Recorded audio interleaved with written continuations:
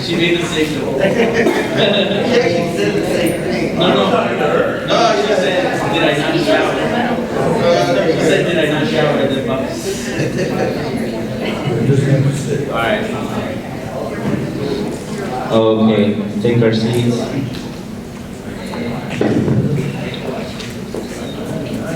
Let's see. Yes, we have 11. We'll do a roll call now. George, can I get a plane?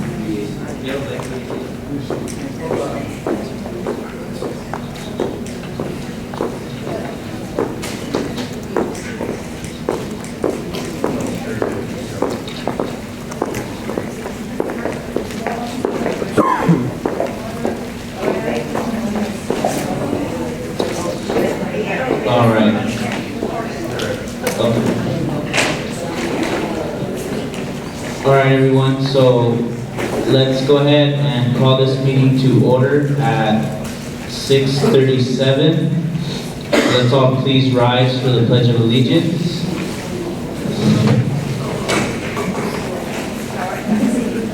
All right. Right hand over your heart. Ready? Begin.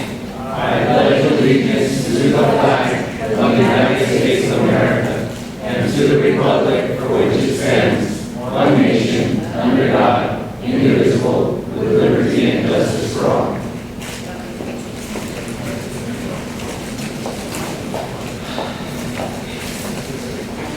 All right. So we're going to go ahead and begin with a roll call. Riel Acevedo. Kathy Moon. Cherie Blows, absent. Hector Cabrera, absent. Lucille Floresta, absent. David Gonzalez. Carlos Lara, absent. Veronica Magaña, absent. Penelope McMillan. Here. Guadalupe Montano. Present. Bob Opperman stepped out, but he is present. George Ortega. Here. John Pacheco is absent. Andres Rubalcaba. Christian Rubalcaba here. Maria Silva is absent. Michelle Underwood is absent. Jose Velasquez. Present. Donald Zelaya. Here. And Chad Durio is absent. Okay, so that brings us to 11 board members, I believe. I got 10. You have 10? Okay, I'm going to count. Brielle, Kathy, that's 2. David, that's 3. Penelope, that's 4. Guadalupe is 5. Bob is 6. George is 7. Andres is 8. I'm 9. We have 11, right? Oh, yeah, he is here. Okay, great. So we have 11 board members, which means we have a quorum. Housekeeping and welcome from facility host. So we have pizza and coffee and refreshments to the side. Please help yourselves. I just want to set a couple of ground rules for this meeting because we do have a long agenda. Board members, keep your points brief. If you are making a point, I'm going to be a little more strict on Parley Pro. So the way it works is a member can speak once and then has to wait until everyone else has had the opportunity before speaking again. I will not count questions to that, but keep your questions direct. And audience, you are free for public comment, but let's keep it to once per agenda item, or if you filled out a public comment card, you're more than welcome to just have your full 2 minutes. And so let's go ahead and move into public official. I'm sorry, let me mention something else. So this meeting is earlier than usual because of the Thanksgiving holiday, and this neighborhood council has traditionally replaced the December board meeting for a holiday party, and that is on the agenda tonight to be voted on. So this is the last meeting, the last formal general meeting of the year. So we have a lot of items on the agenda, so let's get through them. So let's go ahead and get into public official and community representative announcements. Let's start with Juan Solorio from CD7.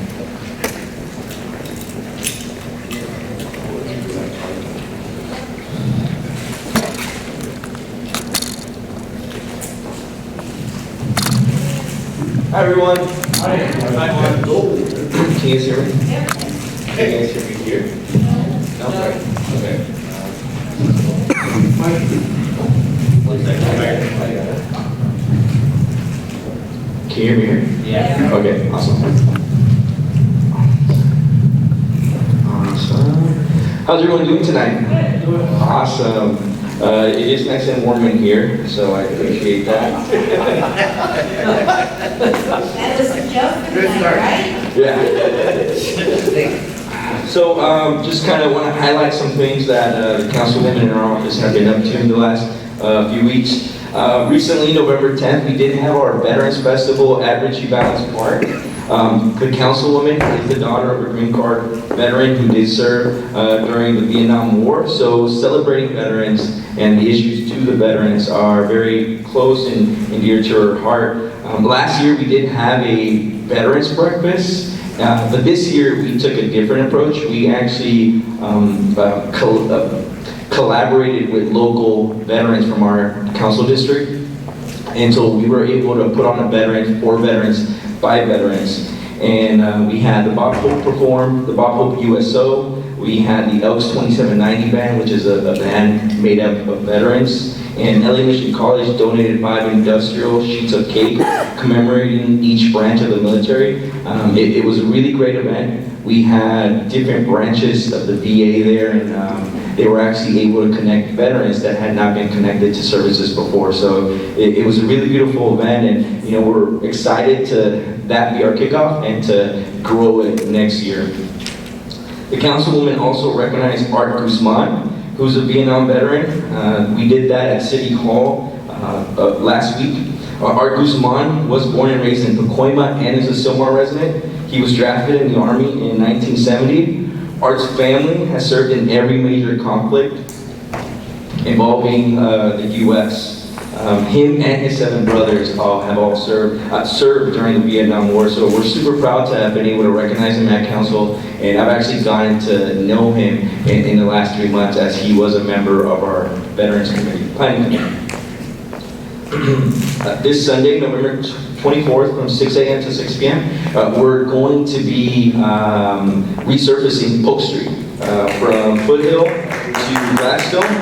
I do want to thank all the community members that called our office. The councilwoman heard you, and we were able to prioritize that street for this year. And so we're glad to have been able to kind of get that going for this year. And again, there's a lot of roads in our district that are in bad shape. And you know, I encourage everyone to call our office to give us some of those names of those streets, because we do sit down with the street services and work with them to find what streets we can resurface given our limited budget.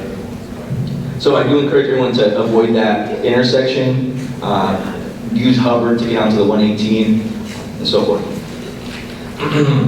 I do want to invite everyone to the Sylmar Christmas lighting and photos with Santa Claus here in Sylmar. It's going to be Monday, December 2nd, Monday, December 2nd, from 6 p.m. to 8 p.m. at the Sylmar Square. I do have flyers in the table, on that first table right there. We're super excited to partner with the property management at Sylmar Square.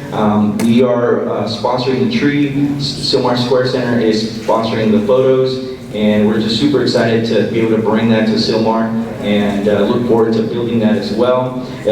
This event is part of our holiday series, which includes Pacoima tree lighting and pictures with Santa at Pacoima City Hall. It includes a holiday night market at Mission Hills at Bryant Park.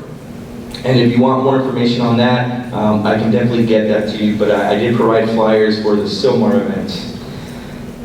Almost there, guys. I did want to invite everyone to Diaz Chucha's Neon Night Ride. And this is the flyer for that, right here.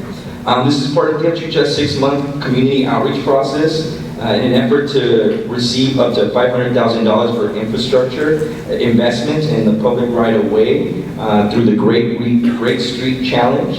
The grant is a competitive grant, and your input is valuable in order to demonstrate a robust outreach process. And that's something that includes our office, the city family, and Dia Chuchas in getting these outreach events going.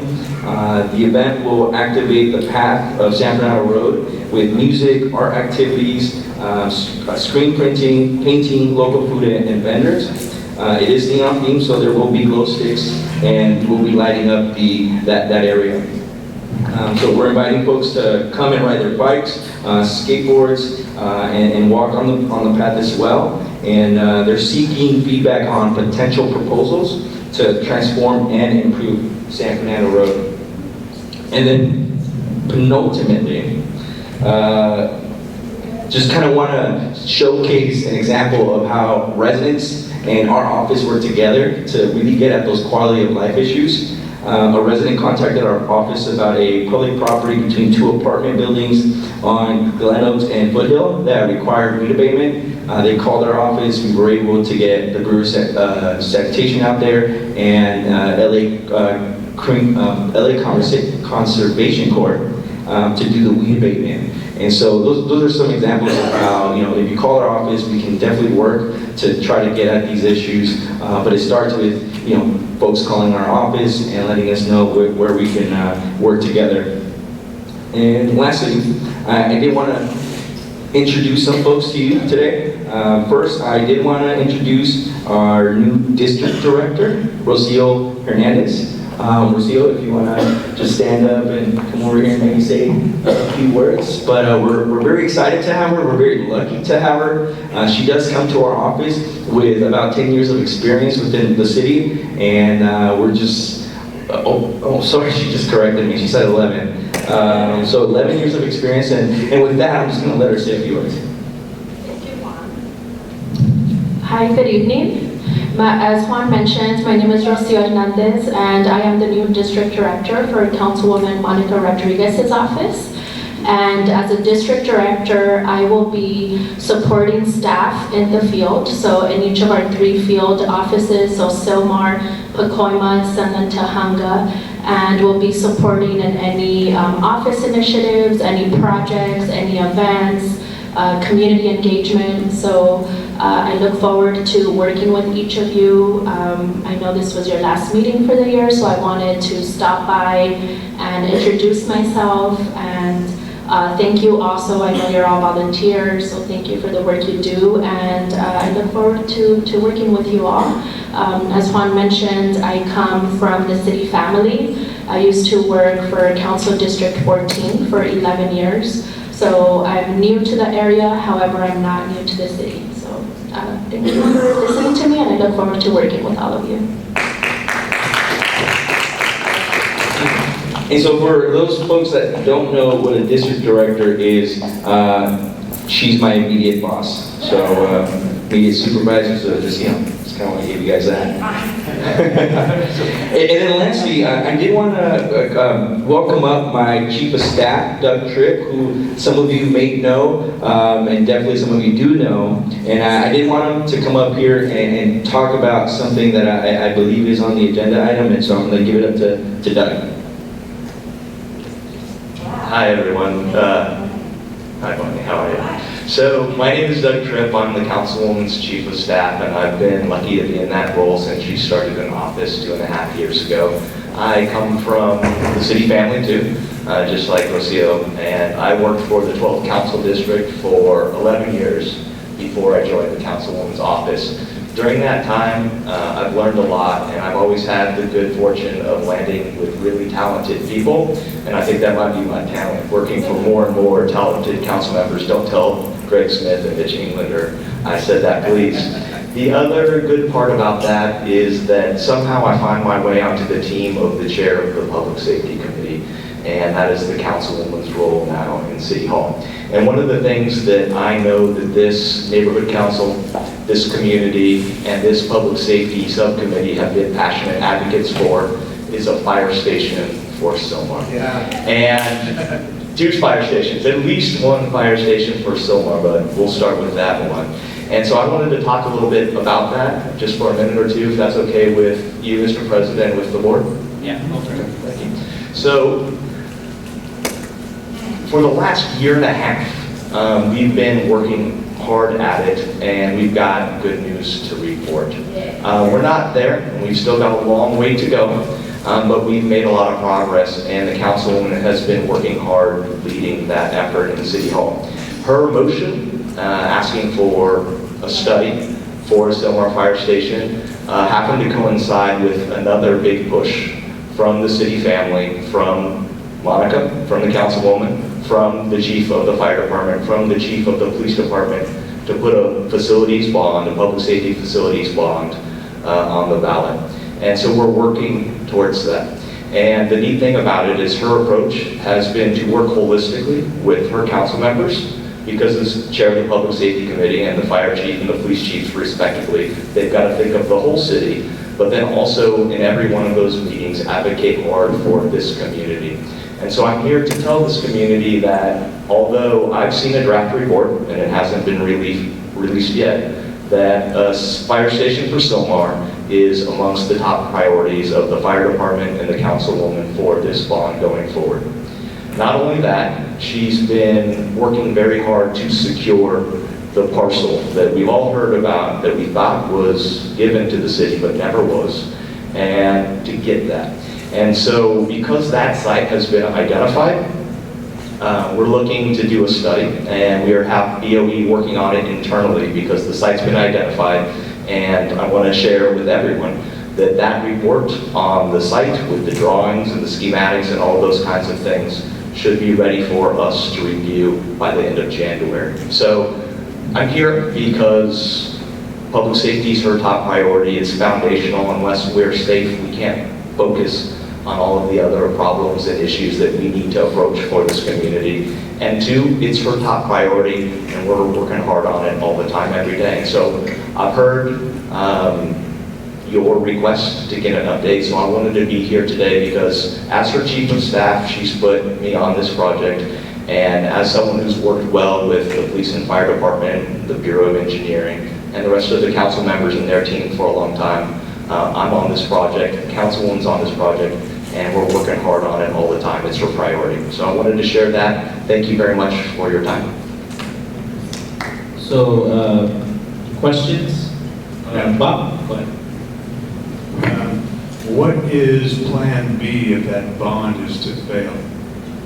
So that's why we're working at this from 2 ways. And I don't know if that bond passes. The city family still has to decide if it gets on the ballot. And anytime there's a ballot initiative like this one, there's a lot of competition.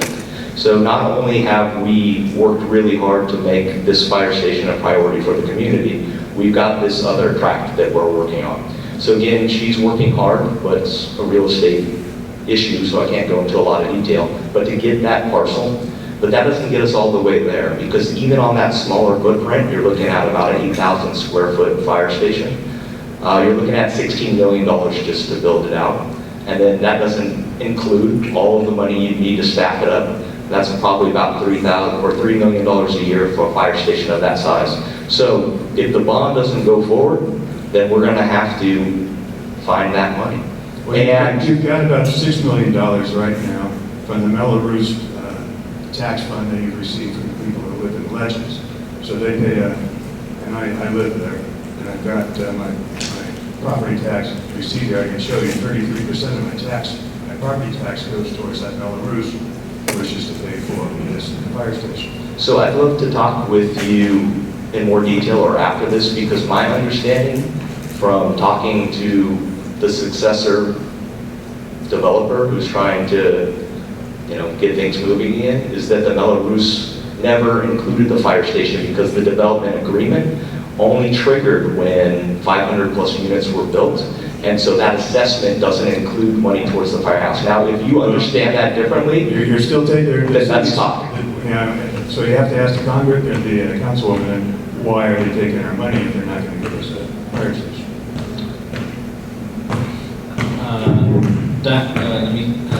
Board members? Penny, go ahead. I just have a quick question about the feasibility study, because the councilwoman spoke about it publicly many times. So are you saying, just to understand, that you let this lapse because there was a bond measure? No, I think what I'm saying is that when we were working with the fire department, the Bureau of Engineering, the other council members, the city family, moving this forward, BOE's been part of that. And in order to identify the sites that LAFD wants to prioritize, a portion of this work is getting done. Now, what's interesting is one of the things that came up in the context of the conversation about the bond and this draft report is talking about money for land acquisition, which if we can't secure this site or it doesn't work for the fire department for some reason because it's smaller than the firehouses they've been building with the last bond, then we've got to figure out a way to move forward in a separate way. So I think what we talked about, though, in the context of land acquisition, is they wanted to break it down project by project. But they realized that if they did, then that would change the dynamics of kind of the land availability, the price of the land, the cost of the fire station. And so what they're thinking about doing in the context of that bond is listing the amount of money for property acquisition in aggregate. And so in the context of this specific issue, I think if we start to identify properties, but we don't have either the bond funds or the money identified, again, at least 16 million for a smaller station, that could change the availability and the price of the underlying property. So what I'm saying is we've been working hard on this and moving it forward, and it remains the councilwoman's top priority. Diane? Thank you, first of all, for being here. We've been trying to get answers for over a year now, so it's greatly appreciated that someone from the office is here addressing this issue. My pleasure, and we've been trying to build answers for you. It's complex. So a couple things. So when the news came out about the station study, it was to develop a concept report that identified the location. But it sounds like you've already identified the location as being the old Station 31 site that, you know, from our perspective, the community won't really alleviate the very long response times in a very large section of Sylmar. There's a whole section that, you know, we're in excess of 10 minutes, and that station won't really solve that problem. But the other thing is, you know, we've been asking for updates for quite a while, not getting answers. I've been told through Public Records Act requests recently that there is no study from the fire department, the Bureau of Engineering. The money wasn't spent. It was in the 18-19 budget, line item 200,000. For the current year, 19-20, there was no money put in the budget, and I have confirmation emails from the Bureau of Engineering and the fire department saying there's no project and the money was not reallocated. So that's accurate. The money has not been spent. And the reason why the money hasn't been spent is because we haven't identified the parcel. And we don't need to go out to a third party unless we need to start identifying land. So through the process, this holistic process with the other council members, with the public safety family, all conversations that we need to have in order to get something of this magnitude moving, and the councilwoman is a huge supporter of it, we have to look at it instead of as a one-off, as this larger package. At the same time, she's been working too hard to secure that property so we can do one of two things with it. We can either build a fire station there, or we can use it to hopefully sell it and take that and add it to an amenity fund to build the station. So guys, the councilwoman is about this. Many of you know her personally. Most of you have seen her in action. When she commits to something, she's not going to sleep nor let me sleep until we get it done. And so I'm here because we're working hard for you, and I just wanted to come and tell that story because I think we've got something to be proud of and good news to report. And as something this complex comes about, things will change. But our end goal is going to be the same, and that's at least one fire station for Sylmar. And that's what we're working towards. Thank you. Yeah, go ahead. Okay, thank you. I think Diana stated it clearly already, but I want to make sure if I could just pose a possibility. I frequently have to speak to people who are not satisfied with my answers, so if I can redirect, because I'm a principal. So if I could just maybe suggest something. The request Diane made was not about the fact that it does or does not exist. The fact is we don't have a communication system that is systemic. So it would really be satisfactory if we could hear that you hear that even though you're working hard, she believes in it, that's great, you got stickers, whatever. What would really help us advocate and support and feel like we're aligned to your thinking is possibly you revisit how you communicate your ongoing status, because you've done some great work, it seems. You've initiated some conversations, you've had a thought process, but there's no evidence of it that can allow us to own it or sense that it is expressive of our concerns. So I want to mention that because I feel like you're restating the obvious, but you're not helping us help you as collaborators in this. Because with our support and with our ability to communicate to many of the people in the community, it works. It's a mutually beneficial relationship. So you said you're the point person, so now there's no excuse. You said she cares about it, therefore there's no reason that we can't. If you care about something, the measurement of care is attention, time, and effort. Those are the three measurements of any form of care. We should be able to see where it's on the time. We should be able to see what efforts are taking place, and we should be able to see, at least for our purposes, that you're paying attention enough that we understand and can communicate it to our members of our community. So it's not a belligerent scenario, it's a collaborative one. I understand. Thank you. That's why I'm here. Tom? He's a principal, I'm a computer programmer, and I had the same Hey, question. Tom. Can we get you back every 60 days for an update? Real straightforward. Periodic updates, some sort of commitment, put X days, pick a number.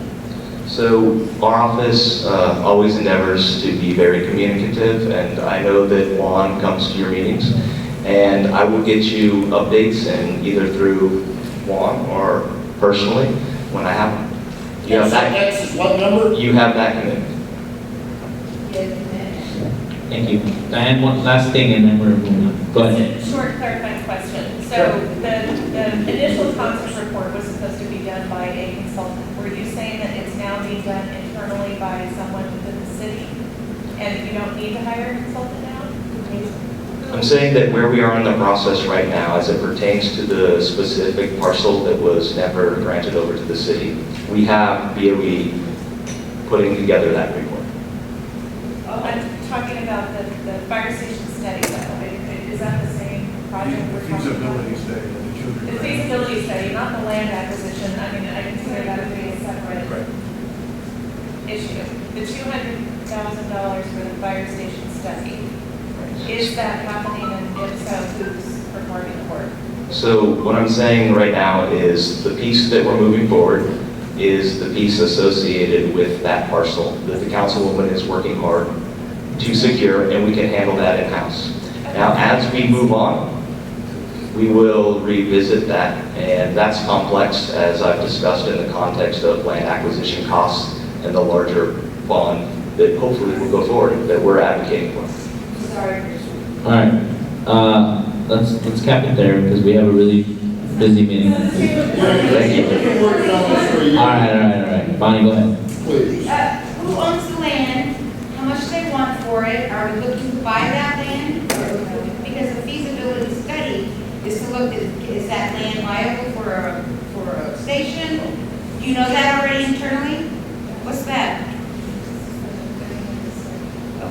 Okay, well, I'm asking, who owns the land? So there's a successor developer who is trying to work with the Cascades and take over where the project left off.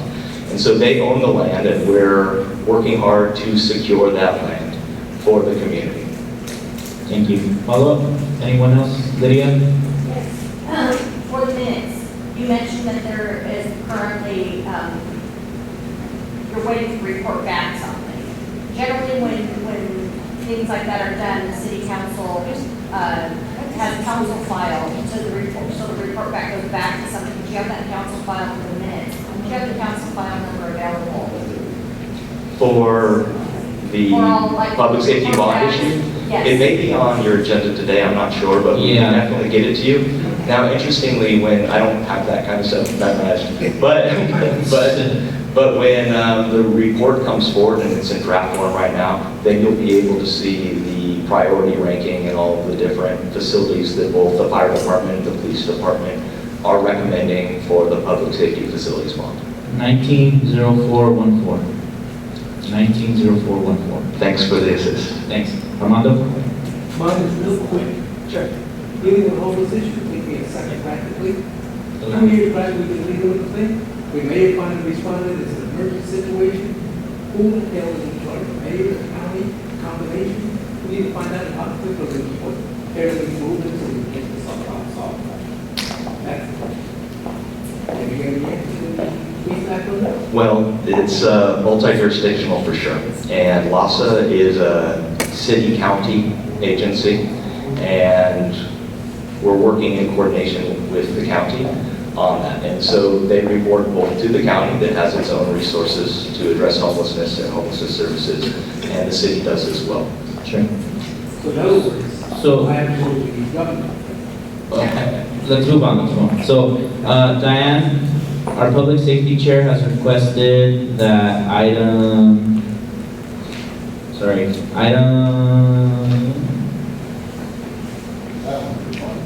16 be brought up. 16? Only because they're here and we're talking about it. Yeah, go for it. It's days, I mean, it's days. Yeah, so go ahead. Item 16, if the board is okay, is there any opposition? None? Okay, so item 16, discussion and possible action on approving a community impact statement. I'm sorry, wait, Diane, there's no action for this one, right? Yeah, so let me. So Diane just is gonna give us some discussion. Okay, go ahead. So we had our regular public safety meeting last Thursday. Then I met with Juan Friday morning, Bob and I did, and I wasn't actually aware of this motion, so thank you for sharing it that morning. That was super appreciated. So we called a special meeting this last Tuesday night to discuss the motion. The committee in general felt, and I did include, well, the hot link's not there, but I have one copy if you guys want to read through it. It's pretty vague at this point, so the committee didn't reach a decision to make a recommendation at this point. But we did talk about kind of intertwining this with some other issues and sending a formal request, which, we can, well, I guess we could talk about it. Well, I'll do that during committee report. But the bond measure is really very, very vague. We don't know if, we don't know how, we don't know, basically our concern at the committee level is there's got to be a plan B. And leaving the safety of Sylmar in the hands of the voters seems pretty precarious to us, especially we know that people have voter fatigue around anything that costs money. We know that there's going to be potentially an LAPD bond, a fire department bond, a county fire department bond. I mean, everybody's going to be, probably the school's coming back. I mean, everybody's going to have their hands out, and there's only so much to give, right? So that's all I want to say about this bond measure. I would encourage you to read the motion, but it's quite vague, and we're not recommending that we take a position at this point. So that's Council File 190414. If you go on Google and type in Council File Management System, it should come up and you should be able to read through the documents. Anything else, Diane? I also included the link to the do's and don'ts for neighborhood council for lobbying, because if it makes it on the ballot at that point, the neighborhood council, I mean, I'm not on the board, but the neighborhood council cannot advocate for or against a measure. It all has to be fair and impartial and show both sides and all of that stuff, so. Good. Thank you. All right. So that brings us back to public official representative announcements. First, I want to thank the church for being here, and is it Rosa? Rocio and Juan for being here. Thank you very much. Next, we have, I think Steve List is here. And Steve List is our community rep for the Community Forest Advisory Committee. He holds workshops. He does pretty much everything. So we give him that special. Always good news, okay? Don't be arguing with me. By the way, I want to thank you. I never knew what Sylmar Square was. I swear, 35 years I've lived here. I thought it was just called Bonds. Anyhow, my name is Steve List. I'm your representative for the Community Forestry Advisory Committee, representing CD7. Anyhow, I got quite a few things. I even took notes. So, number one, we have a project here at school we're calling Project Olive. Has anybody seen any of my posts? Yes. Okay. We are going to plant 50 olive trees on this campus. We put our first 2 up yesterday. We're ready to go. As you know, in Sylmar, most of our olives are either being taken out or they're dying.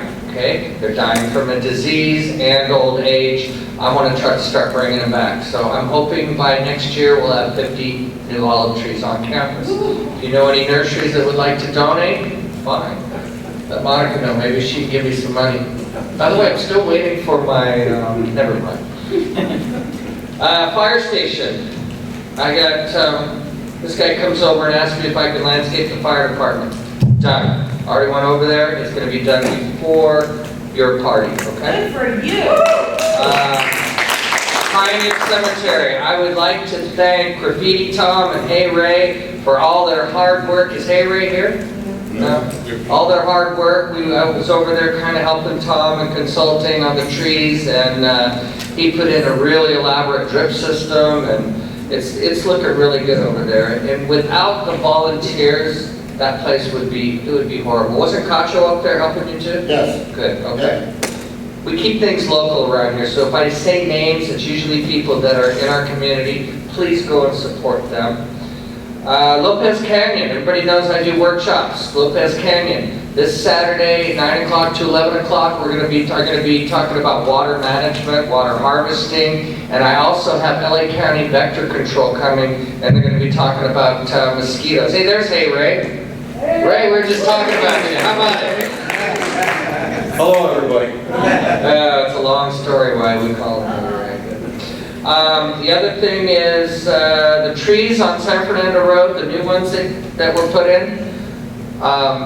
The gators, me and Tom were kind of concerned. They put these gators on, and they're still there. Nobody's ripped them off. I'm really impressed. And they're working. It looks really good. And last but not least, I'm going to be the advisor for Tia Chucha and their planting scheme for the neon, whatever that is. So what we're going to do that night, we're going to set up a small landscaping to show people some of the ideas we have prior to that. And also I do have a new contract for LA Sanitation, so I will be there through 2020. If you guys want to have a good time and learn something about agriculture, show up Saturday, 9 o'clock. We do have people that come regularly and they enjoy it. So I'll be giving away, by the way, I'll be giving away dragon fruit plants. So see you Saturday. Thank you, Steve. We have Gibson, who is covering for Vanessa Serrano from the Department of Neighborhood Empowerment.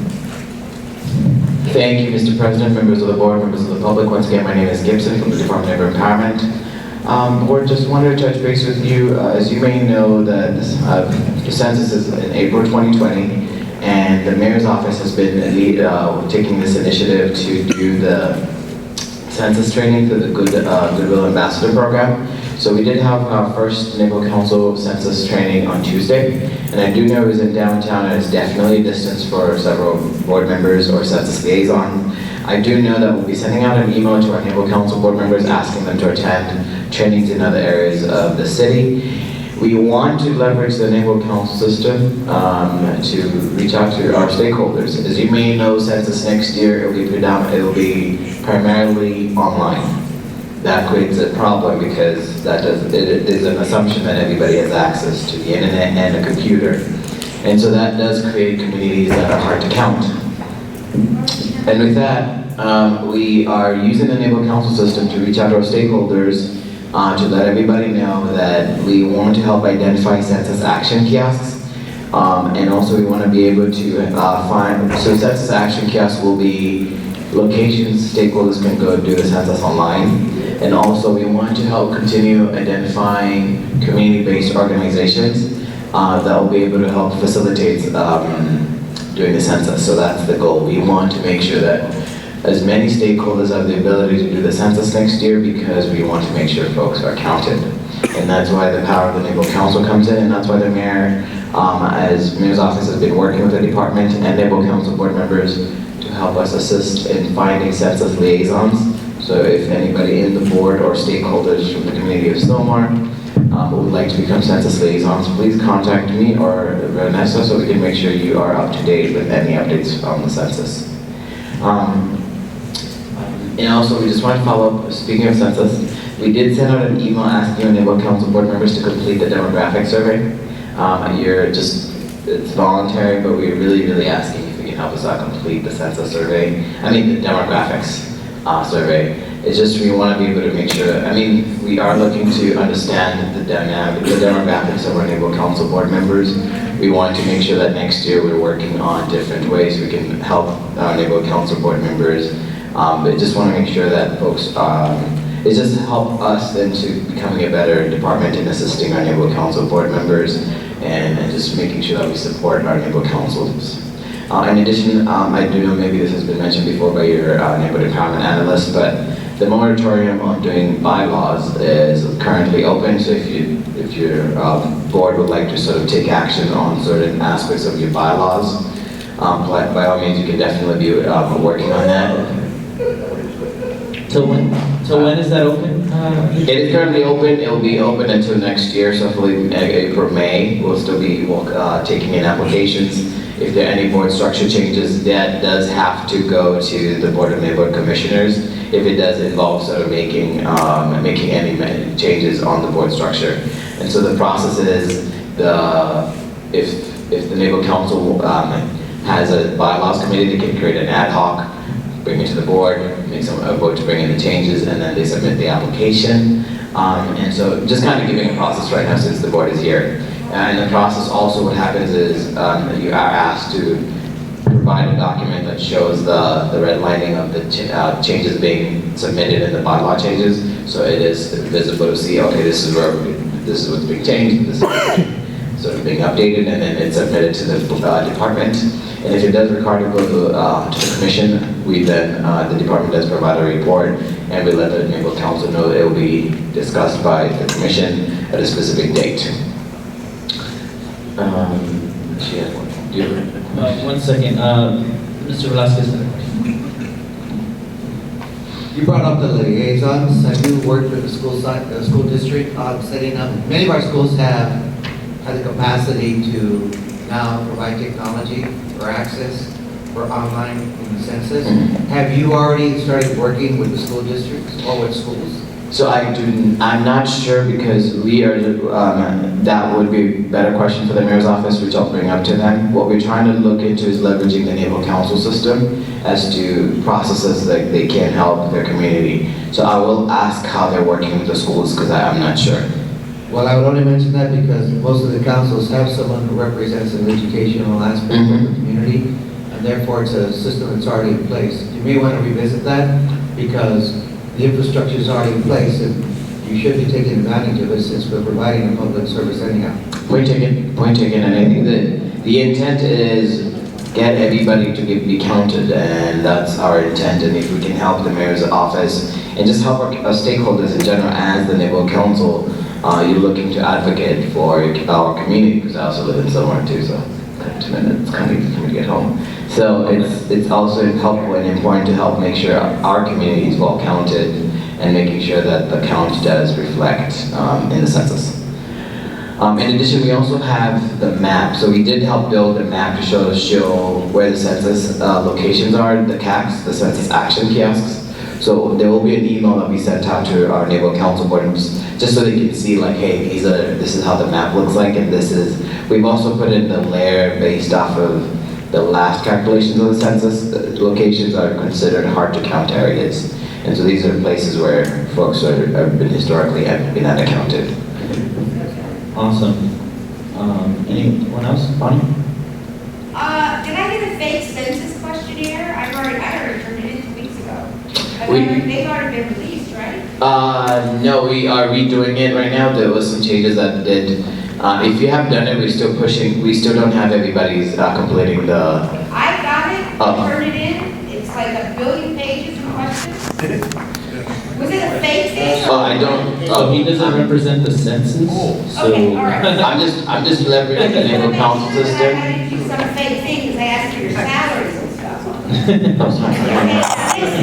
Next thing is. Maybe something we should follow up with some of the census teams as well. And maybe we can touch base on that, because I'm not sure. All right. So the next thing is, could you send something about the bylaws opening to Maria Silver, who's the bylaws chair? She's not here tonight. I'll work with Vanessa to do that. We'll make sure with our NEA and your NEA Instructions for Vanessa. everything so she knows. Yeah. We'll touch base on I that. don't know that. I don't get more emails, so I don't know. Yeah. Thank you. Gibson, anything else? Just kind of side tangent, we are also, if any board member is interested in working with, the department is working with a group of, a nonprofit called Hackers for LA. They usually meet once a week in LA. What they're trying to do is help leverage city data in a way that can be worked within the neighborhood council process. So it is something, if anybody's interested in participating in this tech savvy, we want to be able to leverage my LA 311 data and sort of be able to visualize it and teach our neighborhood council board members how to use this data that is open source. And it is updated in real time. We do get sanitation information so that you can go dumping bulky items. What we're trying to teach our neighborhood council board members is just how to, maybe they can visualize it and just be able to work with data. Just trying to get our folks to be techie. Awesome. Thank you so much. All right. So now we have Brenda from the Office of Assemblywoman Luz Rivas. Good evening, everyone. My name is Brenda Yanes. I am the Sylmar Field Representative for Assemblywoman Luz Rivas. I'm going to be very brief today, just reminding you of the different services that our office offers to all of you here. Any issues that you might be having within the State Department, such as the DMV or any issues with EDD or any issues with Caltrans, you can always go ahead and refer those over to us, and we'll do our best to assist you with those issues. We are going to be having our second annual holiday mixer in partnership with Councilwoman Mary Martinez at our district office on December 18th. I did put some flyers up on the table in the front. If you're interested, feel free to join us. We are also partnering with the Children Resource Center, so they are hosting a toy drive this year, and you're more than welcome to come and enjoy some drinks and food, and also bring along a toy or a bug to donate to the Children Resource Center. If you have any questions, I'll be more than happy to answer them during the break or over on the side. Awesome. Thank you. Any more public officials? All right, we're kind of over time, so let's move on. Let's go straight into public comment, and the first public comment is our good friend Marty Marshall.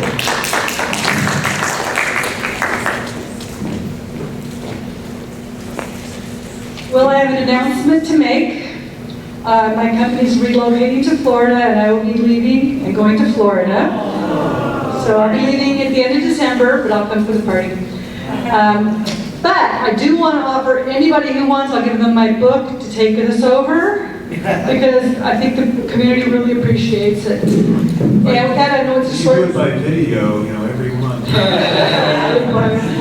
So I'm just going to leave you with my favorite passage from the California Constitution, Article 1, Section 1. All people are by nature free and independent and have inalienable rights.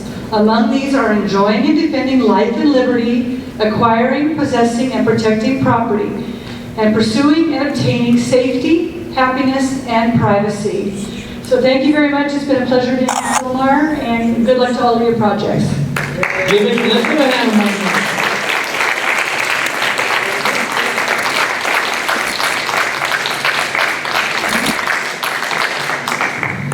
Marty has been in this community and helped this neighborhood council in the past, so Marty, thank you for all you've done. Thank you. All right, so we'll move on for David Hunt. David Hunt? All right, cool. If anyone else would like to make a public comment, I would ask that you make your way to the podium and form a line, because I only have 2 speaker cards, so if anyone wants to speak, go up, head on over to the podium. Okay, Mr. Hunt, you have 2 minutes. All right, good evening. My name is David Hunt, and recently I was able to attend both the Northridge Neighborhood Council and the Arleta Neighborhood Council meeting with a extremely important matter that was brought up that needs to be the attention of this council as well. The Board of Education in the Sacramento Legislature has passed new mandatory regulations to force all teachers K-12 to teach newly revised sex education, which also includes LGBT, transgender, and non-binary curriculum with graphic details and pictures, and the new textbooks are so graphic that many parents who got the special permission to view it said it borders on even pornography and therefore child abuse. These new revisions have been done with no transparency, and many are not even aware of these dramatic changes affecting their own innocent children and impressionable young children. A town hall meeting is being proposed to address this overstep by our state officials, and it can be done, and what can be done to protect our children, what can only be termed at this point a one-sided indoctrination. It's also been confirmed that some schools have even told parents that they are not allowed to opt out of this program for their young elementary age children. This is such an urgent matter that I'm asking this board and local stakeholders to partner with other councils in the creation of a local town hall meeting in the San Fernando Valley for just the communication of it. Let the parents. Okay, Mr. Hunt, sorry, you have to wrap up. Actually, can we give him 30 more seconds for it? All right, go ahead, sir. 30 seconds. Thank you. Yeah. And so I appreciate that. And so everything in your power, I would ask everything in your power to help right this line, and at least give people knowing what is going on with their children in their school. I have something for each board member along these lines, and there'll be also stuff on the side table as far as the petition and all that stuff. So if I may. Yeah, go ahead. Hand it over. You can hand it to the person on the right, and then we'll pass it through. Thank you. Thank you. All right. Other public comments? All right, go ahead.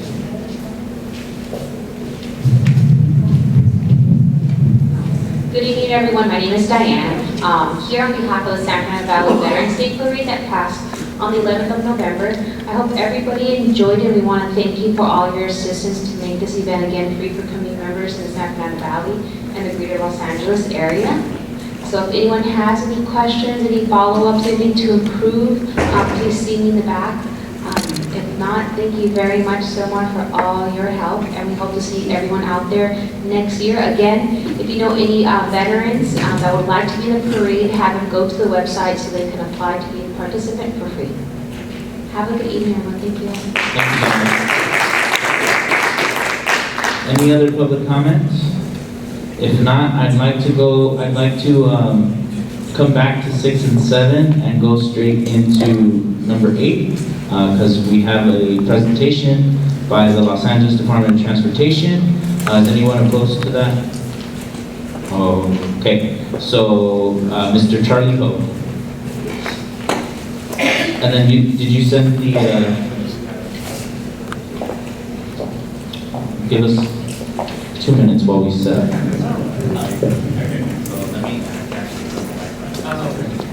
David, Yeah. can you give me the Wi-Fi? Yeah. Thanks.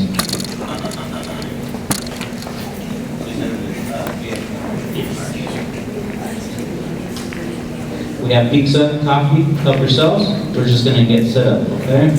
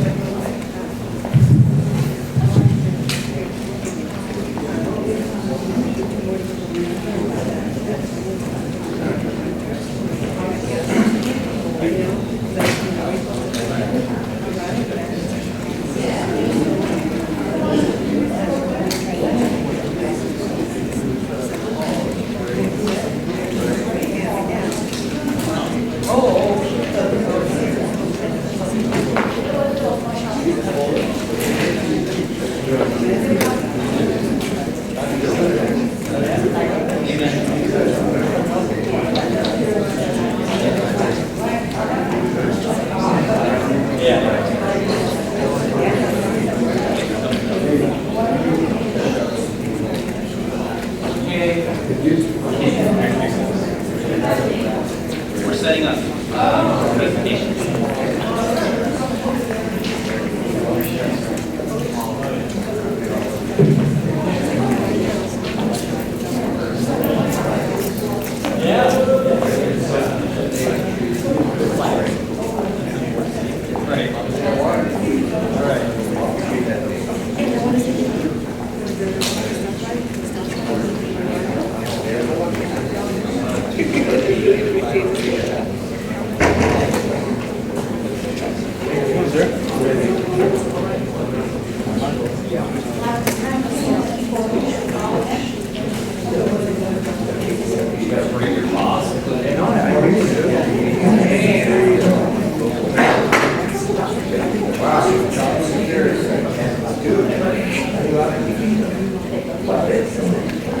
All right, let's come back. We have the presentation up. Get your snacks and then take a seat.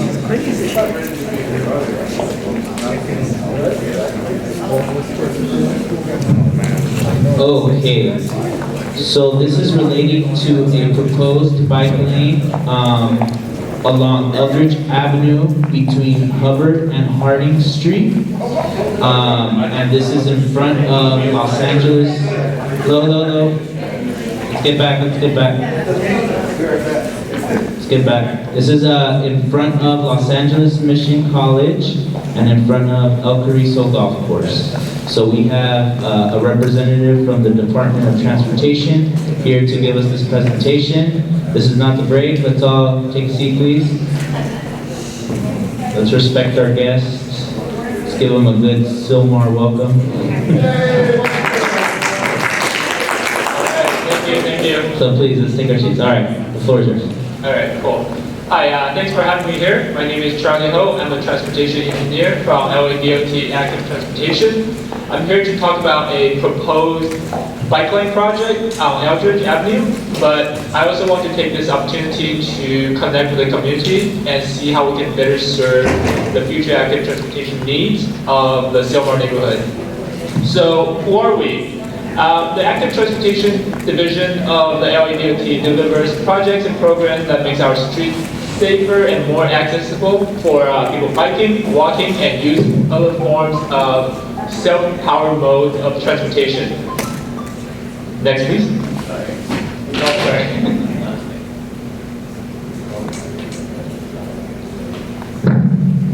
So what are our guiding principles? It's the Mobility 2035 plan. It's the LA Complete Street Policy, and in the Mobility 2035 plan, the network are designated to create a roadmap for long-range planning, which prioritize different modes of transportation. There's the bike enhanced network, there's also the neighborhood enhanced network, vehicle enhanced network, and transit enhanced network. It balances all modes, and it's a complete street design guide that guides our work. Next, please. So how are our active transportation projects selected? Through our long-term guiding principle of Mobility 2035, but we also have other filters, such as we look at the network connection, how do we expand the existing network and close the gaps, and we take inputs from stakeholders, from community such as you, and we also take advantage of street resurfacing opportunities. We also look at hydrogen networks, try to eliminate those unsafe streets, and also some long-term objectives such as LA River connection. And how the project developed, it's through, again, community. We want your input, and we develop preliminary concepts. We come to you, and we want to hear from you, and before we implement the projects. Next, please. So here's a quick snapshot of the network in the Sylmar area. So existing bike lanes, there are existing bike lanes on Eldridge between Polk and Hubbard. There are bike lanes on section of Foothill on Polk, and there's also a shorter route on Astoria that goes southbound, goes south all the way to the San Fernando Road bike path. And the other designations are, so in the Mobility 2035 plan, it calls for expansion of bike lane network, extending the bike lanes on Foothill, on Polk, also expanding the network to Glen Oaks, Hubbard, and also a off-the-street bike path along Pocono Wash. Next, please. So that brings us to the proposed project. The project is extending the bike lane on Eldridge. Right now, the Eldridge bike lane is going from Polk to Hubbard, as I mentioned before, and we were approached by LA Mission College to extend that bike lane from Hubbard all the way to Harding as part of the overall street improvement plan for Eldridge Avenue, which is going to include sidewalk and lighting improvements, pavement resurfacing, drainage issue upgrades. But when they came to us, they wanted to create that bike connection between the campuses. And so when we look at it, it makes a lot of sense to us. It extends the existing bike lane. It connects the two it creates a direct connection between the two campuses. It's this part of Eldridge is part of the Mobility 2035 Neighborhood Enhanced Network, which means it's part of the network where we're trying to calm the street to make it safer for people who walk and bike on that street. And this supports future connection to Pocono Wash and Alcorizo Park. Next, please. So we did field walk. We go out there, observed existing traffic conditions, and we came up with the preliminary design for this project. So between Hubbard to the college parking garage entrance or the golf course entrance, we will retain the left-turn pockets and the two-way left-turn lane in the middle, and we will convert some of the angle parking to parallel parking on the north side, and we will continue the buffered bike lane from west of Hubbard, extending to east of Hubbard, all the way to the parking garage. And from the parking garage to entrance to Harding, we're going to retain the angle parking there, and we're going to remove the two-way left-turn lane. And this gives us enough space to create a parking protected bike lane on the north side and continue the buffered bike lane on the south side. Next, please. So here is a rendering of what the bike lane is going to look like on the eastern portion between the parking garage entrance to Harding. So on the top, it shows the existing configuration. We have, from north to south, we have angle parking next to the sidewalk. We have travel lane, two-way left-turn lane in the middle, another travel lane, and parallel street parking next to the residential side. So for the proposed configuration, we're gonna add from north to south, we're gonna have a bike lane with buffer, and then that's gonna be protected by the angle parking. We're gonna keep the travel lanes, but eliminate the two-way left center turn lane. And then on the south side, we're also gonna have a buffer between the travel lane and the bike. After that, we're gonna keep the parking. Next, please.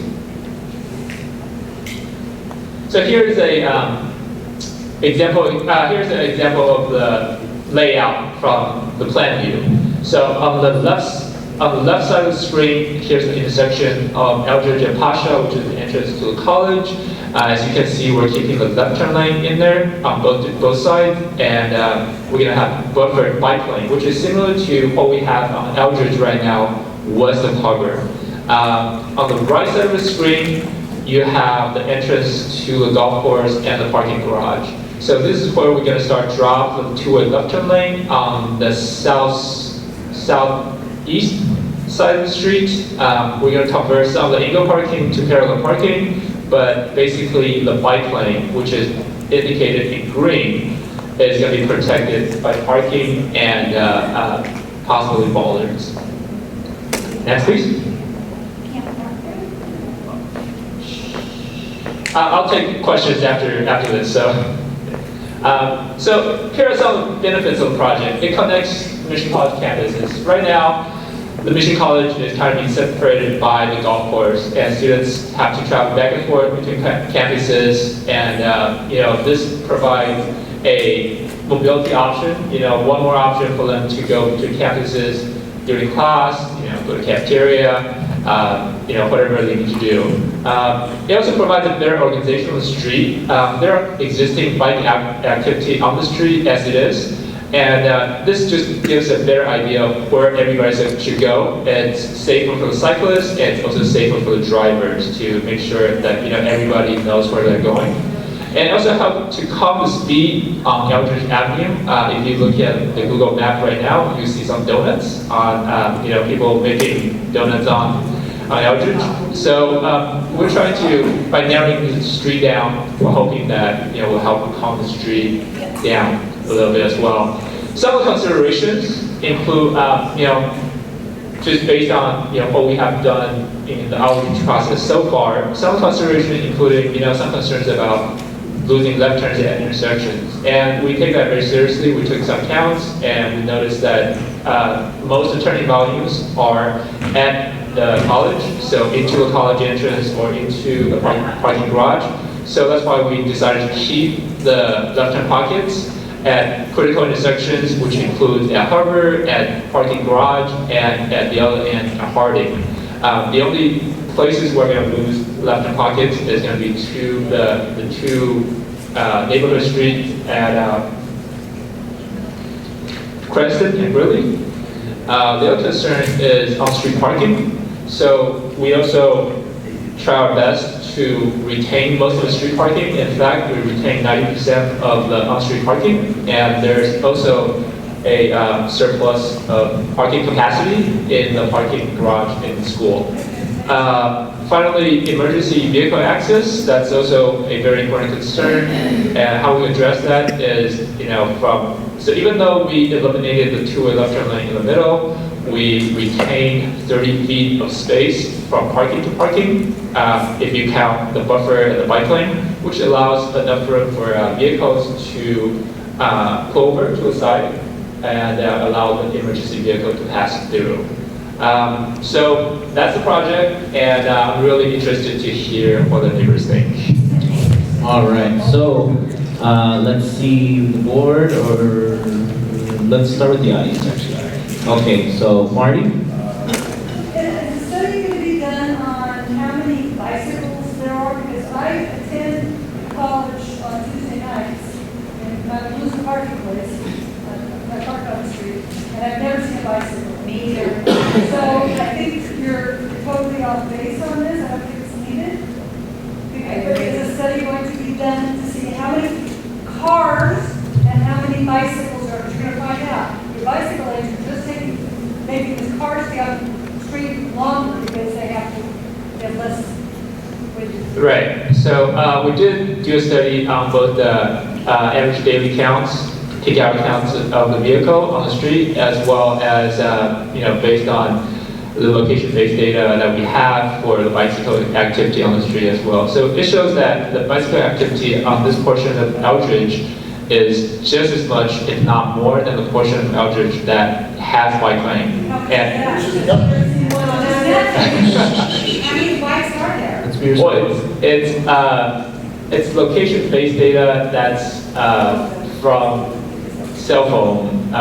So it's not going to be an absolute number.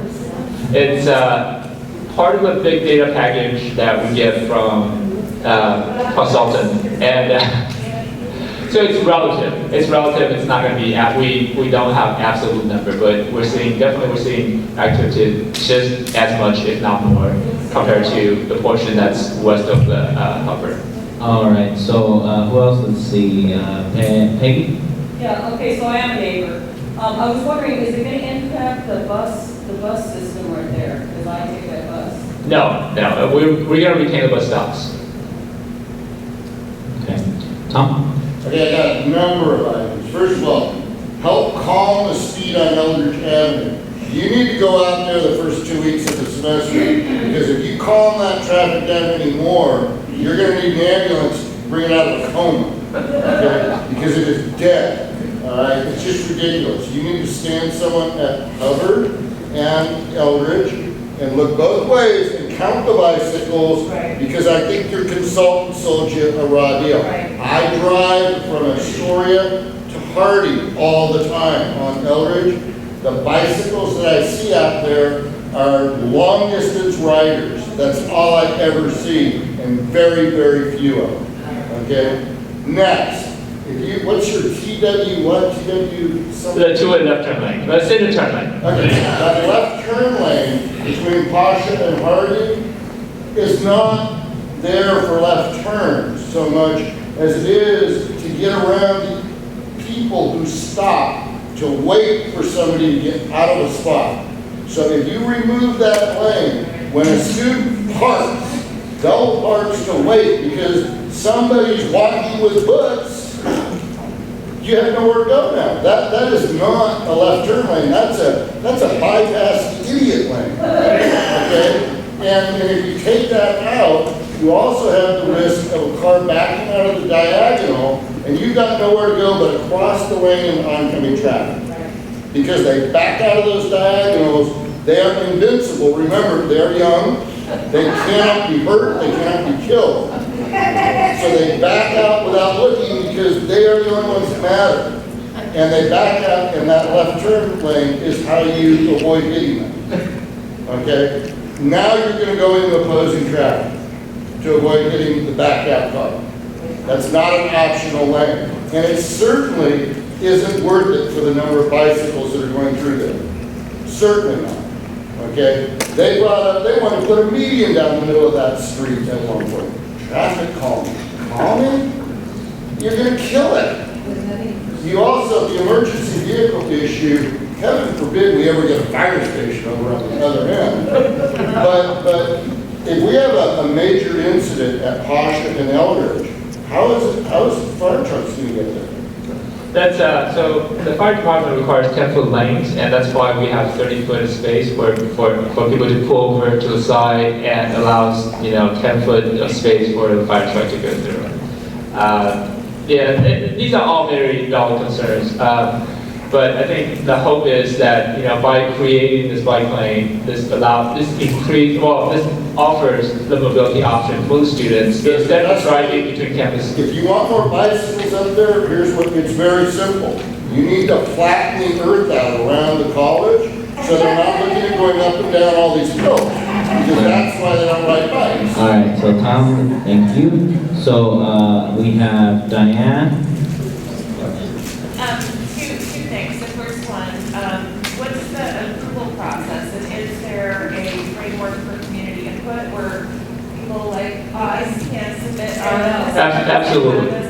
Absolutely. I'm going to leave my car with the with the neighborhood council, and you can certainly reach out to the neighborhood council and email to me, and I'm sure the neighborhood council is, eager to hear the opinions of the neighbors. Well, but I'm talking about a formal, like, Yeah, there's, meeting where you're gonna solicit feedback from. There's not going to be a official hearing or anything like that. I think it's just how. Okay. Yeah. The second question, I thought I heard you say dollars.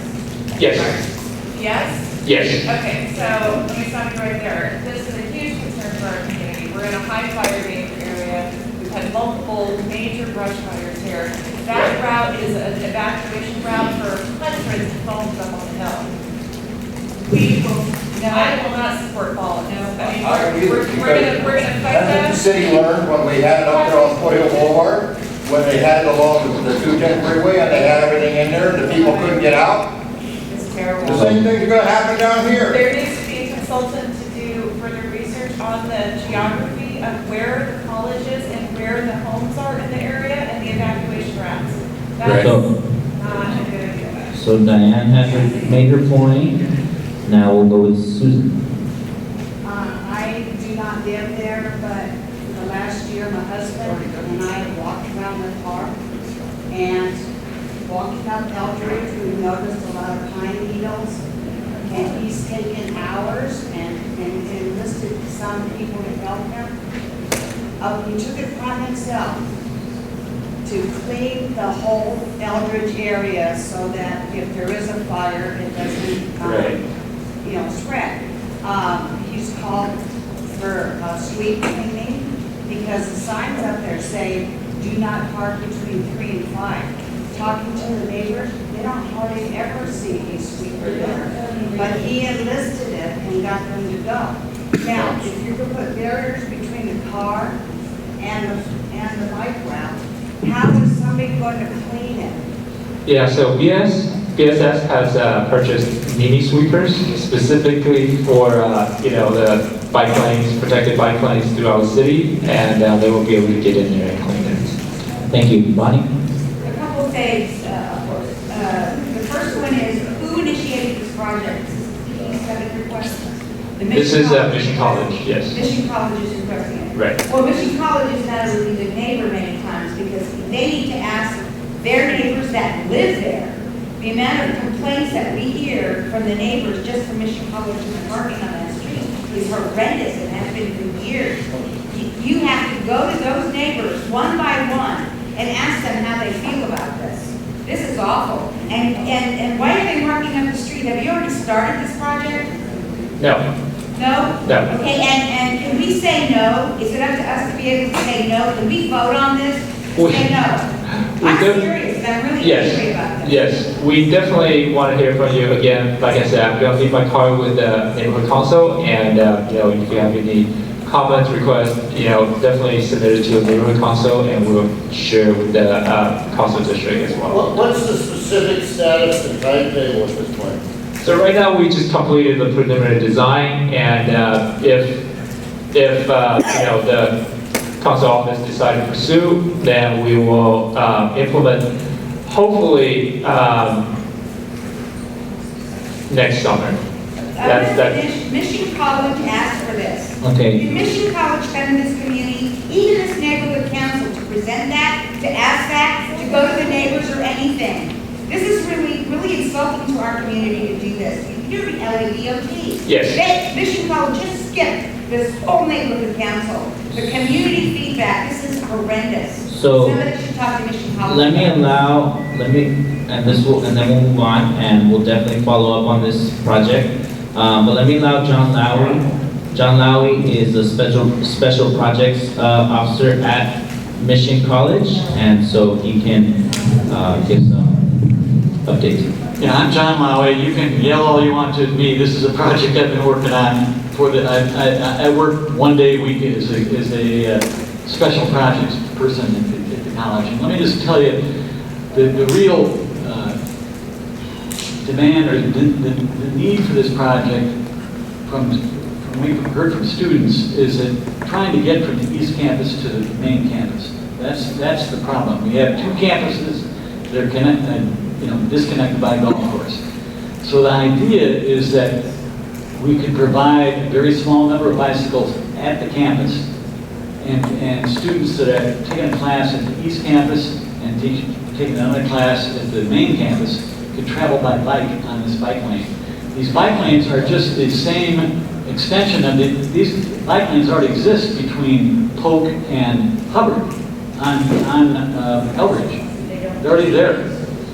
And I understand the concerns about traffic, because traffic is really bad there, especially at the beginning of the semester. And we've talked to the police department about stationing police cars and personnel out there to help, especially the first couple of weeks. It is really bad. So the idea behind these bike lanes are really to provide better means for students to get between. It's unfortunate that the campus was divided like this. I don't know what the history of it is, why the other buildings are at the other end of it, far away from the main campus, but that's the reality. And getting students between these two campuses is the problem. I can explain that. So, okay, so this is what we're gonna do, We're supposed to have a tram. Bonnie. A vehicle that goes from one end of the traffic. Bonnie, you're out of order. Bonnie, please. This is what we're gonna do. I understand everyone's frustration.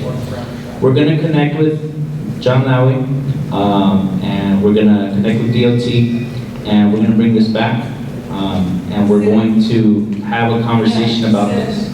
Okay, so we're not gonna just let this project, go through, because there is a lot of concerns, and we're gonna advocate for a bigger town hall style meeting so that there can be more expressings of these concerns, and we'll invite the DOT commissioner to come so that they can, listen to this.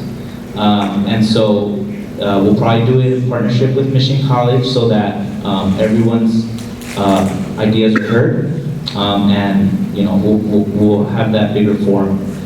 We do need to move on, so thank you for coming. Can I say one more thing about? Sure. I hear your concerns, and I know there's been a lot of problems between the neighborhood and the college, and I'm sure the college is not going to go ahead with this if there's a whole bunch of people that are against having the bike lanes. I think the issue sounds to me like it's more traffic than bike lanes. These bike lanes are only 5 feet long, 5 feet wide. So is it the bike lanes or is it the traffic? So that's the problem. Let me have Bob ask the final question and we'll move on, okay? Yeah, I apologize, I was outside. Are these protected bike lanes Yes. or are they just painted? Yeah, protected with the protected. So protected, so then... The bike lanes would be right next to the sidewalk. It would be between the parking and the sidewalk. It would be. Yeah, that's a bad idea too, but, okay, all right, thank you. All right, thank you so much, Charlie, for your presentation. And so we're gonna follow up on this one, okay, everyone?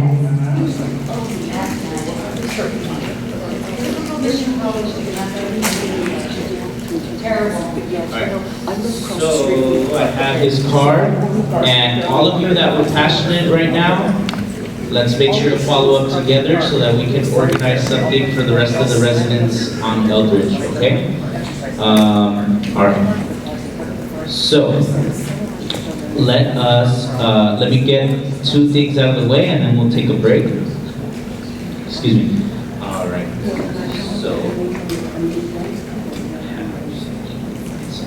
So I want to do a quick word.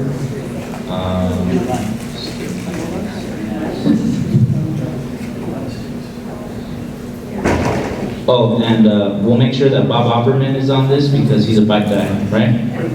Yeah, so we're gonna make sure that Bob is on this project as well. All right, cool. So, quick President's Report for the month of November. I wanna thank everyone for their hard work in 2019. We're all volunteers. The board are volunteers. You in the audience expressing your opinions and getting work done are volunteers. And all of you come with great passion and great commitment, and so I want to thank you for all your work in 2019. We're definitely going to celebrate some of the things that went on in 2019 and at our holiday party if it is approved.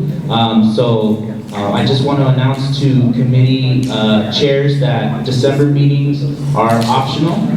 However, if you want to maybe have a meeting to organize your committee or get things together or or some committees want to keep moving forward. It's totally up to you. For me and for the executive team, I think the big goal is to organize our operations and get 2020 off to a really good start. And so I just want everyone to know that your work is greatly appreciated.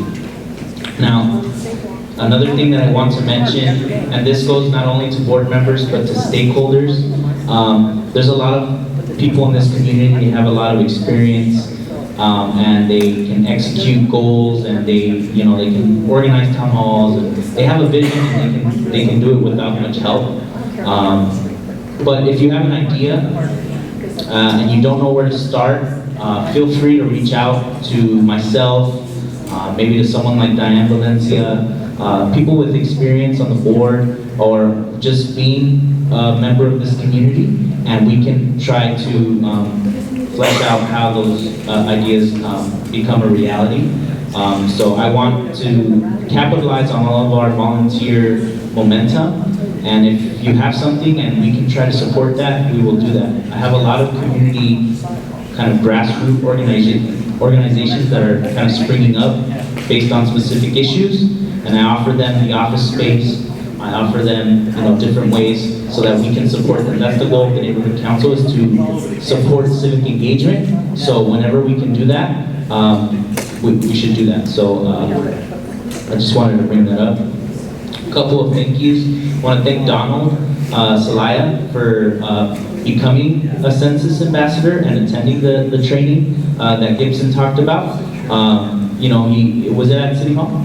Yeah, so he went to City Hall and he took the training, and he was willing to do so. So thank you, Donald, for doing that. I want to thank Ray Webrick and Jose Diaz. They have been meeting with our Public Works Commissioner, Ara Garcia, and advocating for just basic city services. Earlier in the year, myself and Carlos Lara introduced these two gentlemen to the Public Works Commissioner, and we said these two are the eyes, and they're on the ground more than most people in Sylmar, and so they have continued. I was surprised. They told me, there was a meeting with Ara Garcia, where were you? I was like, oh, you guys had a meeting, so they continue to follow up, and they keep advocating for city services. So I'm really proud that they made that connection to be speaking with the Public Works Commissioner for tree trimming, for sidewalk repairs, for a lot of basic stuff. So thank you to them. I want to thank everyone who attended the Veterans Day Parade. It was a great event. We interacted with a lot of veterans and just got a lot of perspective. Our council, and thank you to David and Andres, organized a broadcasting of the parade via Facebook, and we may be able to post that on YouTube later on. Took lots of pictures, and I want to thank everyone that came to that event.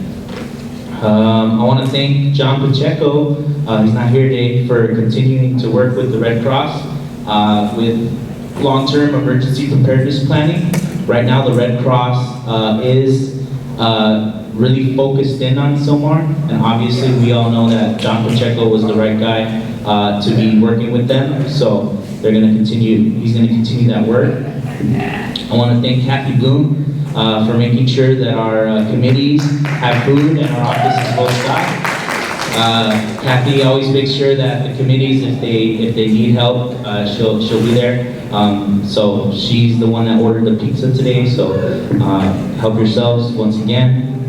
I want to thank Andres for continuing to work with the Achuchas with the Great Streets Grant.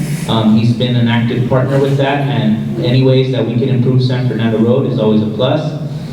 I want to thank Diane Valencia and the Public Safety Committee for bringing a Forest Service presentation. It was an in-depth very tech-savvy presentation about the Saddle Ridge fire, and we got to see kind of in simulation time how the fire spread, and really gave us good perspective. And I want to wish a speedy recovery to a lot of board members. You notice that there are a lot of board members absent, and I actually did get a lot of, we have board members that are in a hospital bed right now. So, John Pacheco has pancreatitis right now, so let's wish him a speedy recovery. My best friend Carlos Lara's on a hospital bed, but he's doing okay. Hector Cabrera had a blood clot earlier in the month. So, there's just a lot of things happening, so we wish a speedy recovery to our board members that are sick or ill or whatnot, okay? And with that, that's my president's report.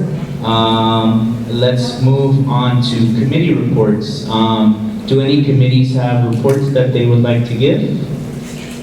Coming this way. Coming this way. Anybody? Okay, Donald, and then Guadalupe. Go ahead, Donald. Just a quick, we have a couple outreach items. Sorry, forget about the microphone. We have a couple of outreach items, so we'll talk about that. And I know that my good partner in crime here, Guadalupe, will talk about an initiative that we're looking to get together GCR and outreach on. So great, Guadalupe.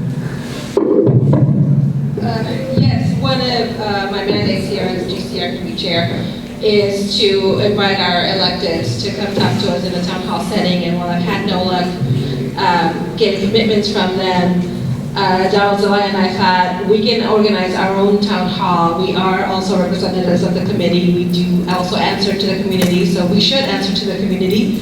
Outreach Committee and GCR would like to, once we have a formal proposal, come to the board and request approval for a town hall to happen in May, a bilingual town hall open to the community where we will answer questions from the community. We will tell the community what we're doing. We will invite the electeds.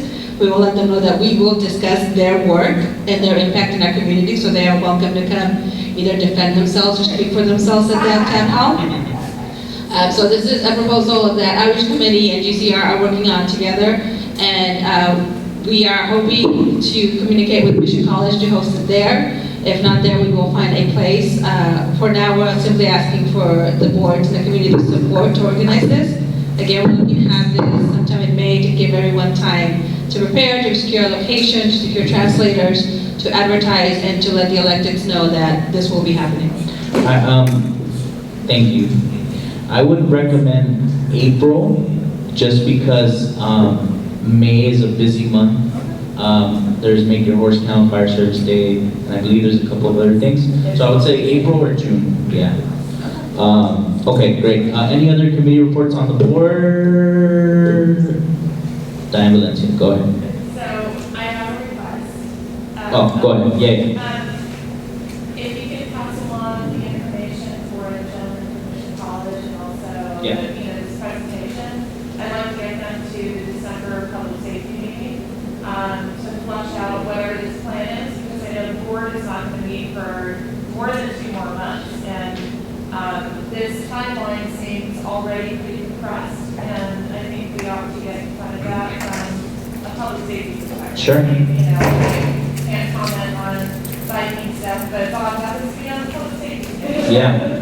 We'll kill a couple of birds. Yeah, and keep the pressure on, so that's good, yes. So you mentioned the presentation of Forest Service Day. That was the first time that they had presented to any community members that technology. So I actually think it was really awesome, but that would be a great opportunity. We've been talking somewhat about how you can have a town hall or community meeting around fire issues, but if we potentially have them come back here, super excited to actually have a group within this community where they made a connection with.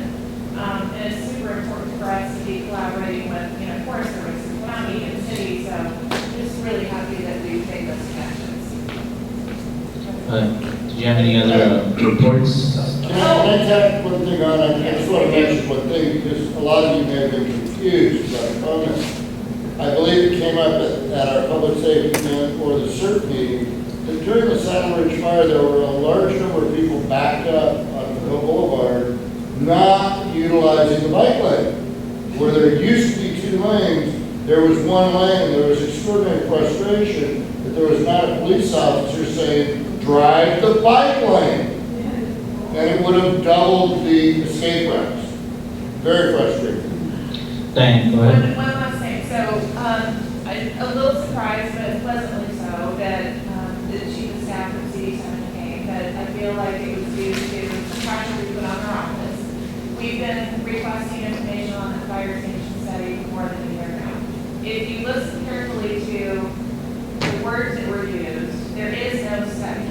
Even though it has been repeated over and over and over again for a year and a half, that there is this $200,000 allocated for a study. There is no study. It doesn't sound like there's going to be a study. They're focused on the bond measure. That's not the story that we've been told for a year and a half.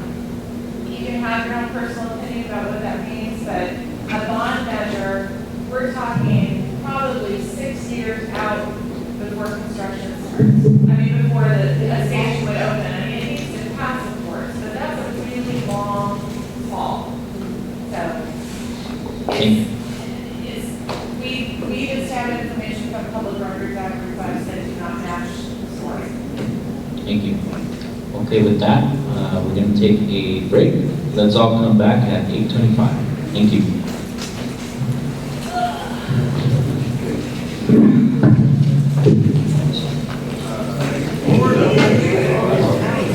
Freezing, yeah, freezing.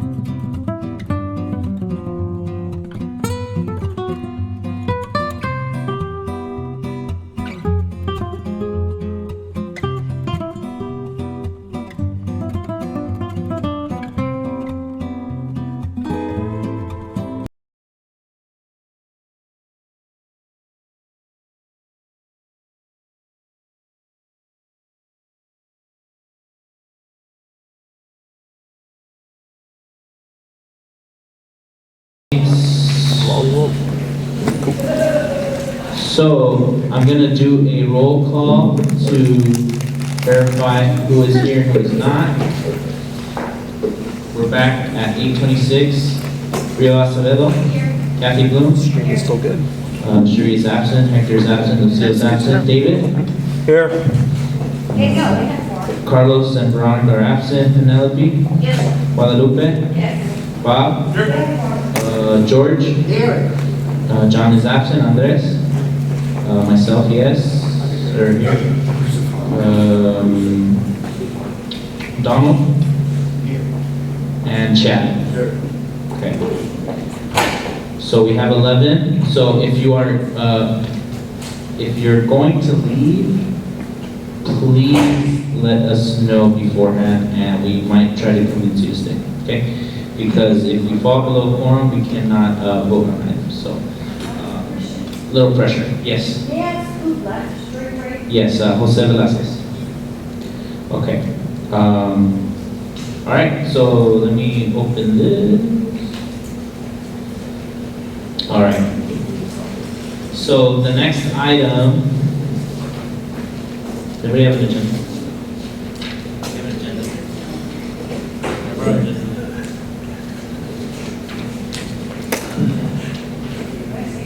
You're on agenda. Thank you. All right, so we are on item 10. Discussion and possible action on approving an amount not to exceed $5,000 to support a neighborhood purpose grant for Sylmar Graffiti Busters Incorporated. $1,500 would come from the 2017 Clean Streets Fund. $1,750 would come from the 2018 Clean Streets Fund, and $1,750 would come from neighborhood purpose grants. Is there a motion on the floor? We have a motion by Penny. Is there a second? I'll second. We got a second by David Gonzalez. And just before Tom speaks, the two Clean Streets Fund 2017 and 2018 were originally going to be used for a program called Clean Streets, Clean Starts. Now, some of you were here when that was not approved by the board, and so those two funds are available, and they are not attached to our annual budget allocation. So this is $3,250 that is a separate fund that can only be used for, clean streets or anything related to clean streets. And so the rest of the request would come from neighborhood purpose grants, where we have $10,000. So there's plenty of fund there. And so I will allow Tom to make his presentation.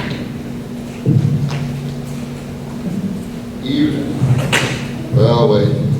Test, all right. I've been dying to use this line. The bad news is I have a 9-page speech. The good news is they only let me use crayons. So anyway, I forget where I heard that one. Thank you. I'm Tom Weisbarth. I've been the president of Sylmar Graffiti Busters way too long. I'm clearly eligible for retirement, but too dumb to take it. Sylmar Graffiti Busters started in 1988, and I'm going to give you some history, and I promise you you're going to hear some new stuff, because I learned some new stuff today reading the history. It started in 1988 by Hannah Dyke and Charlotte Bedard. They were tired of looking at graffiti, so they started volunteering. They put together a group. They ran under the auspices of the Sylmar Chamber of Commerce. They did that for about 2 years.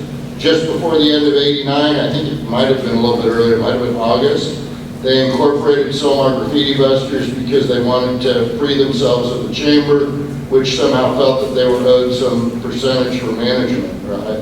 As I heard. What I learned today, when I reread the history documents, is that in '88, they were already doing cleanups, and they received funding from Hernani Bernardi to haul trash away. So we've been doing cleanup since the very beginning. One of our goals and one of our missions is to increase pride in the community. So while our name is Sylmar Graffiti Busters, which I wish they'd trademark, we've been doing cleanups forever. We went through a long period of doing really large neighborhood cleanups. So again, it's pride in Sylmar, however we can improve it. We basically do a bunch of different kinds of cleanups. As I said, we've done neighborhood cleanups in the past, a lot of them. I think we hold the dubious distinction of and may still have, when we pulled 300 tons out of the neighborhood between Polk and McClay, below Bradley, between Bradley and the railroad tracks. We pulled over 300 tons in one cleanup. It was a nightmare, and it required skip loaders and dump trucks to get it off San Fernando Road, where the pile was created. We picked up illegal dumping, a lot more in the past. There's a lot less, believe it or not, there's a lot less illegal dumping than there used to be. Historically, we did a huge amount of bulky items.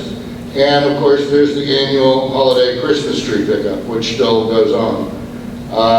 We do brush cleanup. That's become one of our biggest things because we do a lot less. That one's so critical because of the fire danger. Public rights of way, walkways, sidewalks, horse trails. There's some pictures up here, a number of pictures up here that look like driveways. And I'll try to watch and point them out. But they're actually horse trails. If we don't clean them, ain't nobody doing it. The residents down there go nuts. I can't say for sure, but if you look at some of these pictures along Foothill Boulevard, I firmly believe that the Saddle Ridge fire might have spread a lot quicker if that brush had not been eliminated. There's a tremendous amount of brush along Foothill, along those horse trails that we've taken out this year. These pictures are all, by the way, from this year. I didn't want to go farther. I don't have time to go farther. It's very difficult to put together before and afters that were taken from the same perspective. We also do small litter pickups. As we're doing graffiti removal, we might have a crew of 6 people. 1 or 2 are doing graffiti. The rest are doing litter. We got money for cleanups going back quite a ways, but they didn't segregate it. So they started segregating it and making it easy to see the cleanup money back in fiscal year 15-16. The year ends July 30th, most of you know. So in 15-16, we received $35,000 from the city general, from Office of Community Beautification, and $32,800 from the council office, supplemental funding. So we basically had $67,000, which means about $50,000 to run a crew 5 days a week. That's that 50 grand pays for a supervisor, truck, insurance, supplies, gasoline, repairs, everything. So 67 grand in that year, and that also, by the way, was split up because some of that was tree watering at Ala Vista. But Office of Community Beautification gave us 35 grand. In 16-17, Office of Community Beautification gave us 45. The council office gave us 50. So you know, ultimately in 16-17 we had $95,000 between tree watering and cleanups. 17-18, we didn't get anything from the council office, but once again we got $45,000 from Office of Community Beautification. 17-18, we had some issues because they were asking us to go some places like Woodland Hills, Chatsworth, Pacoima. Pacoima's not so bad distance-wise, however, I had some issues because the 2 gangs in San Fernando and Pacoima were feuding. Going to Pacoima with a truck that says Sylmar on the side is not so cool. But going to, they actually gave us a location at Topanga and Mulholland. Wanted us to go do a brush cleanup there. It's like nuts. We're going to drive all the way out there and have to turn around. So I expressed dissatisfaction with the distances and being pulled that far. At the end of the year, when it came time for the 18-19, we were told we had a choice of $20,000, and we could stay in Sylmar, or we could continue to get the 45, and we would have to leave Sylmar. I asked how much, and they said about 50% of the time. So the board looked at it and said, well, look, we're giving up 60% of the money rather than 50% of the time, and we don't have to manage people going all over the valley, driving those distances, risking accidents, supervising them, etc. So we opted for the 20 grand. So in fiscal year 18-19, we got $20,000 for cleanups.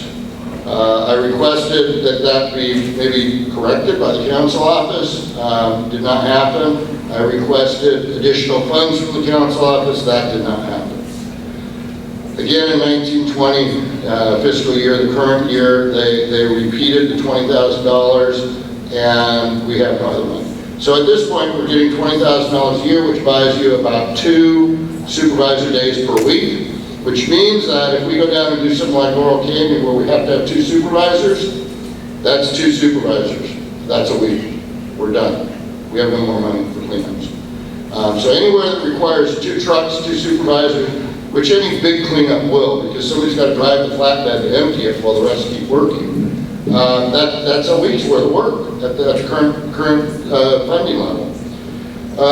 What do we get done? For $20,000, fiscal year 18-19, we pulled out 991 bulky items and 4,817 bags.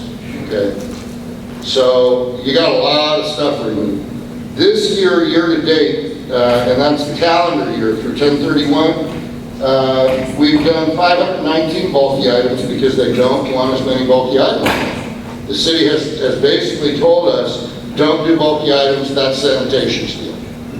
So as much as people complain, you know, we did 500 and then we kind of stopped when the word came down. And we've done 4,385 bags. We've done about 477 hours of cleanups, and that 477 hours is not man hours, it's supervisor hours. It's actually cleanups, which means that you may have had 2 supervisors out there, but you may have had 15 people working, okay? Because we're utilizing court referred labor. And while they're not the efficiency is not as high as you would get if you were paying union wages for sure, we get a lot done for our time and our money. I think if you can get over 4,000 bags removed for 10 out of 12 months at 20 grand, so you got 10, 12, so you got maybe $18,000 spent, and you got 4,300 bags, all inclusive, vehicles, insurance, everything. I don't think that you can find a better deal. I just don't think so. We used to get tonnage. We used to get reports from sanitation as they would take our stuff away. They're not reliable and they don't give them to us anymore. So I can't quote those numbers.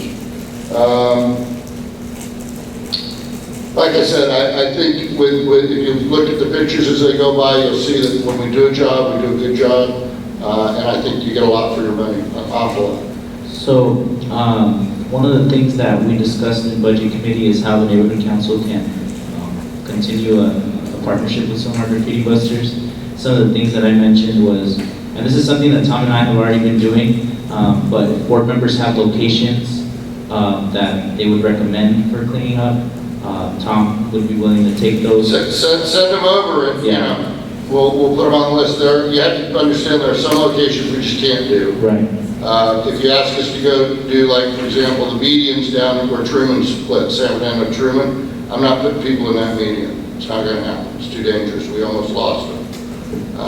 And there are some things that are private property. Other than that, we really, unfortunately, because of the cutbacks, we've concentrated heavily on the brush. We're just trying to keep the place safe. Aesthetics comes next. Right.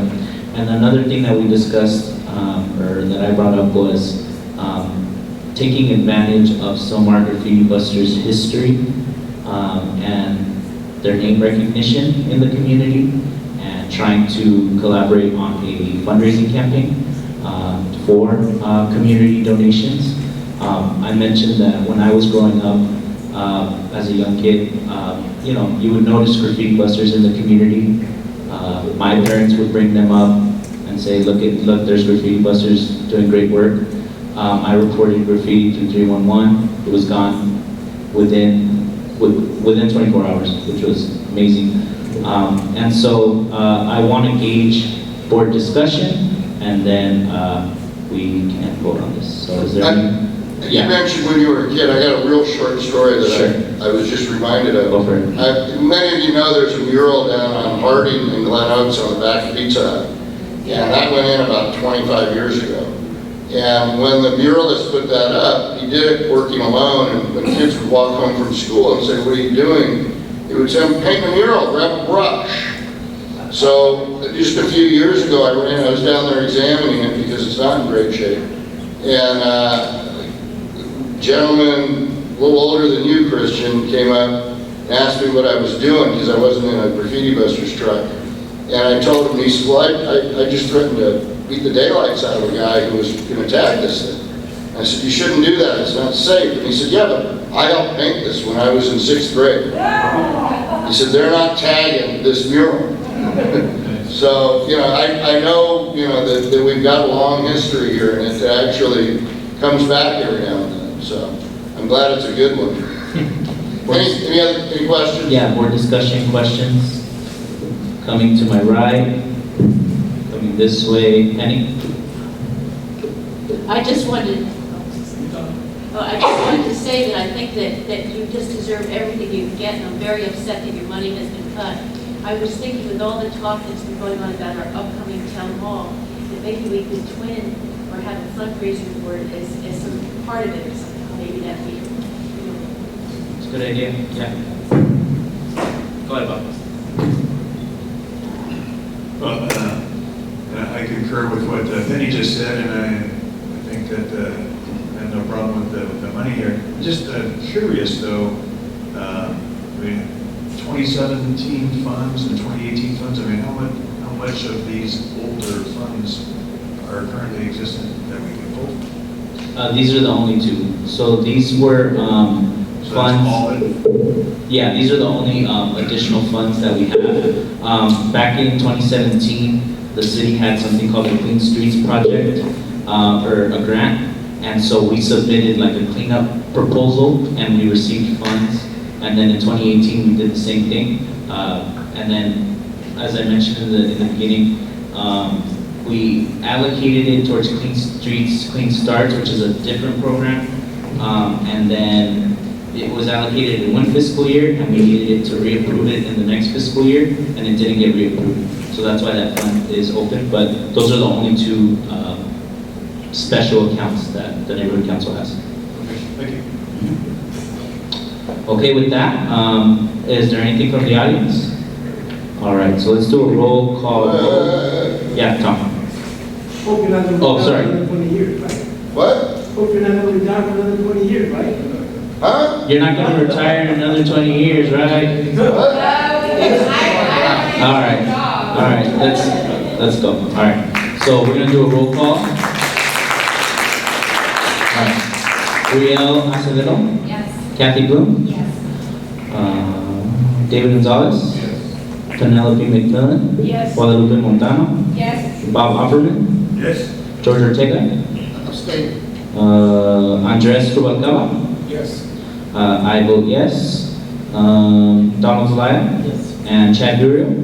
All right, great. So that is 10 passed and 1 abstention. All right, so thank you, Tom, and we look forward to working together. Thank you all. So we're gonna get back, so there's been a request to go straight into item 12, the public safety items. So if we're okay with that, any objections? Okay, so we're gonna go straight into item 12 is postponed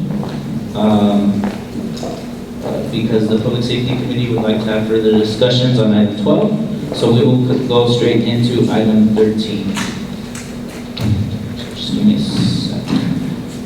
Thank you, board, for allowing us to hold these items up. My son's here and I've got to get him home. He's now laying on the floor, so it's time to go. He somehow made it off the chair, so. Okay, so item 13, real quick, discussion and possible action on approving a request that the City of Los Angeles puts a moratorium on any new development in Sylmar with no new certificates of occupancy issued until the entire community of Sylmar is continually serviced within NFPA National Fire Protection Association standards for all categories of emergency response. Is there a motion on the floor? Yes. Got a motion by Andres and a second by Penelope. Diane, let me pull up the,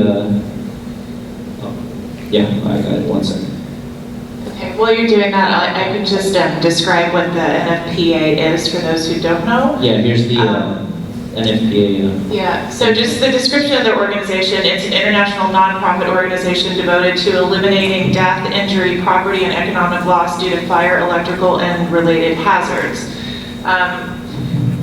They claim about 50,000 members, anything from first responders, fire departments, agencies, municipalities, private engineers, really anyone who has an interest in fire risk, fire safety, fire prevention, and they develop standards. They've got hundreds of working committees that look at various specific issues. There's a standard, it's standard 1710, which talks about response times, and that's what this is here that I provided.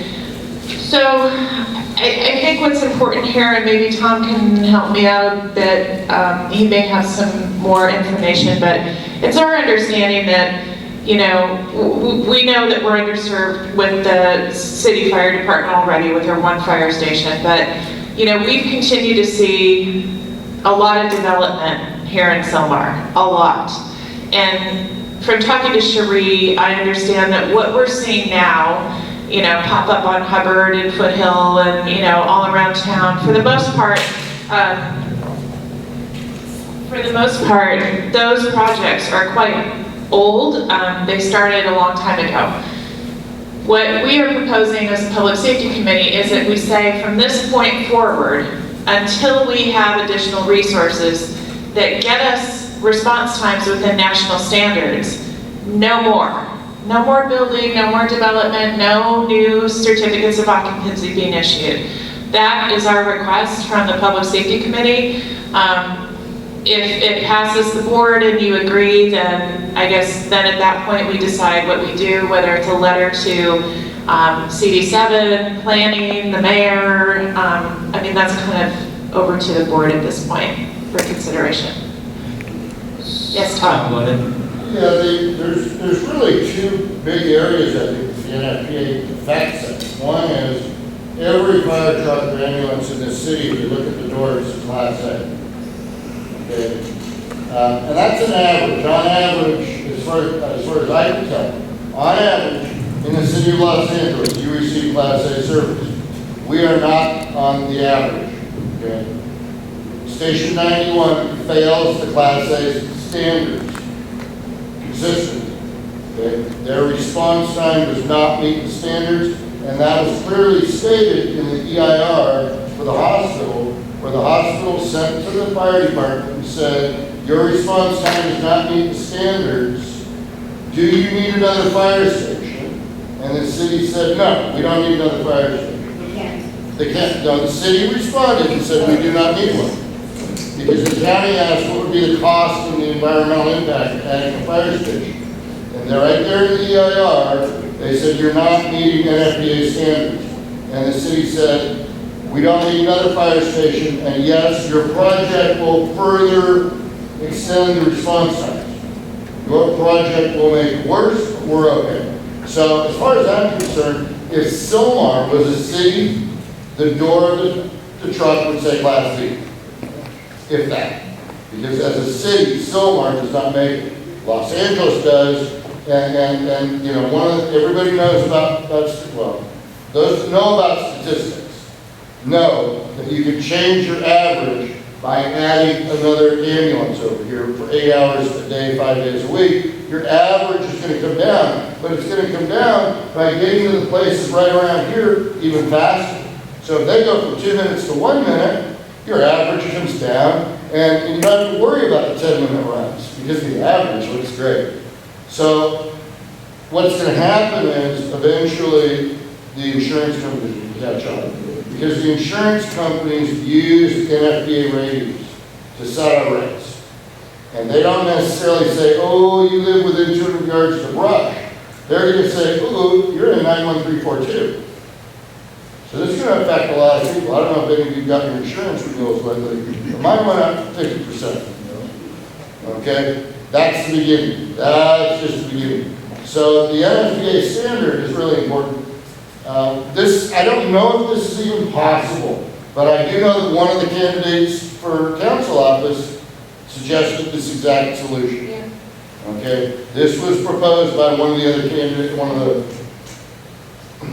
candidates, the non-winning candidates. So it must be possible, and I feel that the people that are building all these apartments, they know how to get stuff done. If they can't build another building until there's another fire station, damn, I'll bet they come up with one.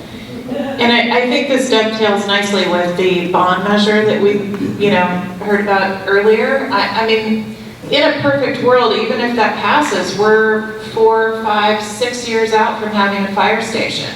And to continue to pack more people into this community when we already know we've got fairly significant issues just doesn't seem responsible in the eyes of the committee. So that's our position. So I don't want to discount the work of the Public Safety Committee, so I don't want to blindside you with this request.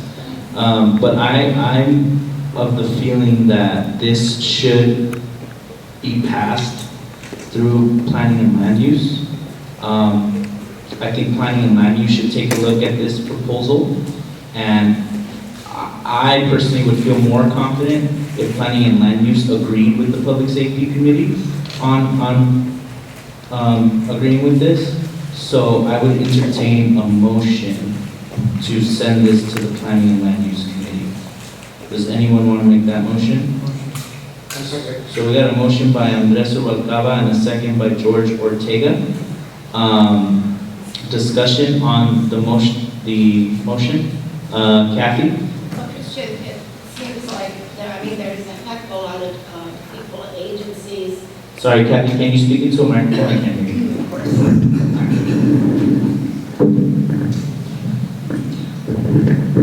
Okay, hear me, yeah.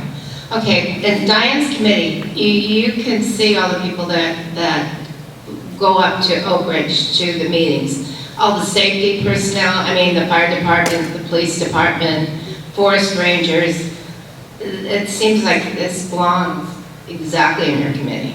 And she's got the perseverance just to keep going with it. I'm not saying that it shouldn't. I'm just saying that planning and land use should take a look at it. Diane, let me get your opinion on that motion. Well, first, do we know if planning and land use is going to meet in December? We don't feel like this should wait. And, the other thing is the board is going dark for more than 2 months, which is a really long time. Unless this is something that would be, my understanding from Kathy the other night was that the holiday party, if noticed as a board meeting, could include an item for discussion. Yeah, that would be opposed. And if we can make a joint meeting happen, we feel strongly as a public safety committee that we're not going to change our position, but certainly I'm fine with working with land use and having a joint meeting with them. Cool. Any more discussion? Yes. Let me check this way. Bonnie? Oh, sorry. About Yeah, a Ben. year Bonnie. ago, George may remember, Lucille's not here, I asked Peter, who's still the chair, what about doing something like this, like talking about planning and land use. To me, planning and land use would be you're planning the community, you're engaging in projects and thoughts about, like for dog park, for instance, like future amenities for Sylmar with land use. He said, that's not what this committee's about, Bonnie. I got shut down on that one because I thought it was a really good idea to do, because there's not a lot of projects now going on with approvals. So it would keep them busy, And he said, this is absolutely not the committee that we don't do this, Bonnie. And this is exactly the kind of thing that would have been under their purview. So I don't think that Peter would this kind of a review, because we brought it up before at land use anyway. I'm sure Tom has with Peter and the land use committee, so I don't think that if you look at the mission statement, that might help, but he flat out refused to do something like that. Thank you. Penny, and then we'll take a vote on this. You heard from the audience and everyone, so that we'll just vote on this. If it fails, then the original motion's on the table. Penny? So we're only talking about sending it to planning? Yeah, and if you're opposed to it, you know, oh, okay. So if everyone's cool, let's take a vote on that real quick. Bob, you had something? Oh, okay, sure. All right, so Rio Acevedo? Yes. Kathy Bloom? Yes. Wait, so we're voting on sending, sorry, let me clarify. This is a vote to have planning and land use review it. So let me start from the top. Rio Acevedo? Yes. Kathy Bloom? No. David? No. Penelope? No. Guadalupe? No. Bob? No. George? Yes. Andres? Yes. Christian, I'll wait till the end if there's a tie. Maria, Michelle, Donald? Yes. Chad? Okay, what are the numbers on that? I think it fails. I can keep pace with this. 25 no's. Well, yeah, I don't have everybody down. Chad? Chad said no. No. So is it a tie? And Donald? Said yes. I got 1, 2, 3, 4, 1, 2, 3, 4, 5, 6. And Christian didn't vote, right? Is it a 5-5 tie? It's 4 and 6. Okay, so it fails. Can I have a review of the vote, please? Yeah, what's the count? I'd like my name, would you repeat the? Okay, let's do it again, all right? Rio Acevedo? Real, yes. Oh. Kathy, no. David, no. Penelope, no. Guadalupe, I wrote down no. And Bob is a no. I'm a yes. Andres was a yes. Donald was a yes. And Chad was a no. 6 no's. All right, so it fails. So the original motion is now back on the table. Is there any other discussion on the original motion? Brielle?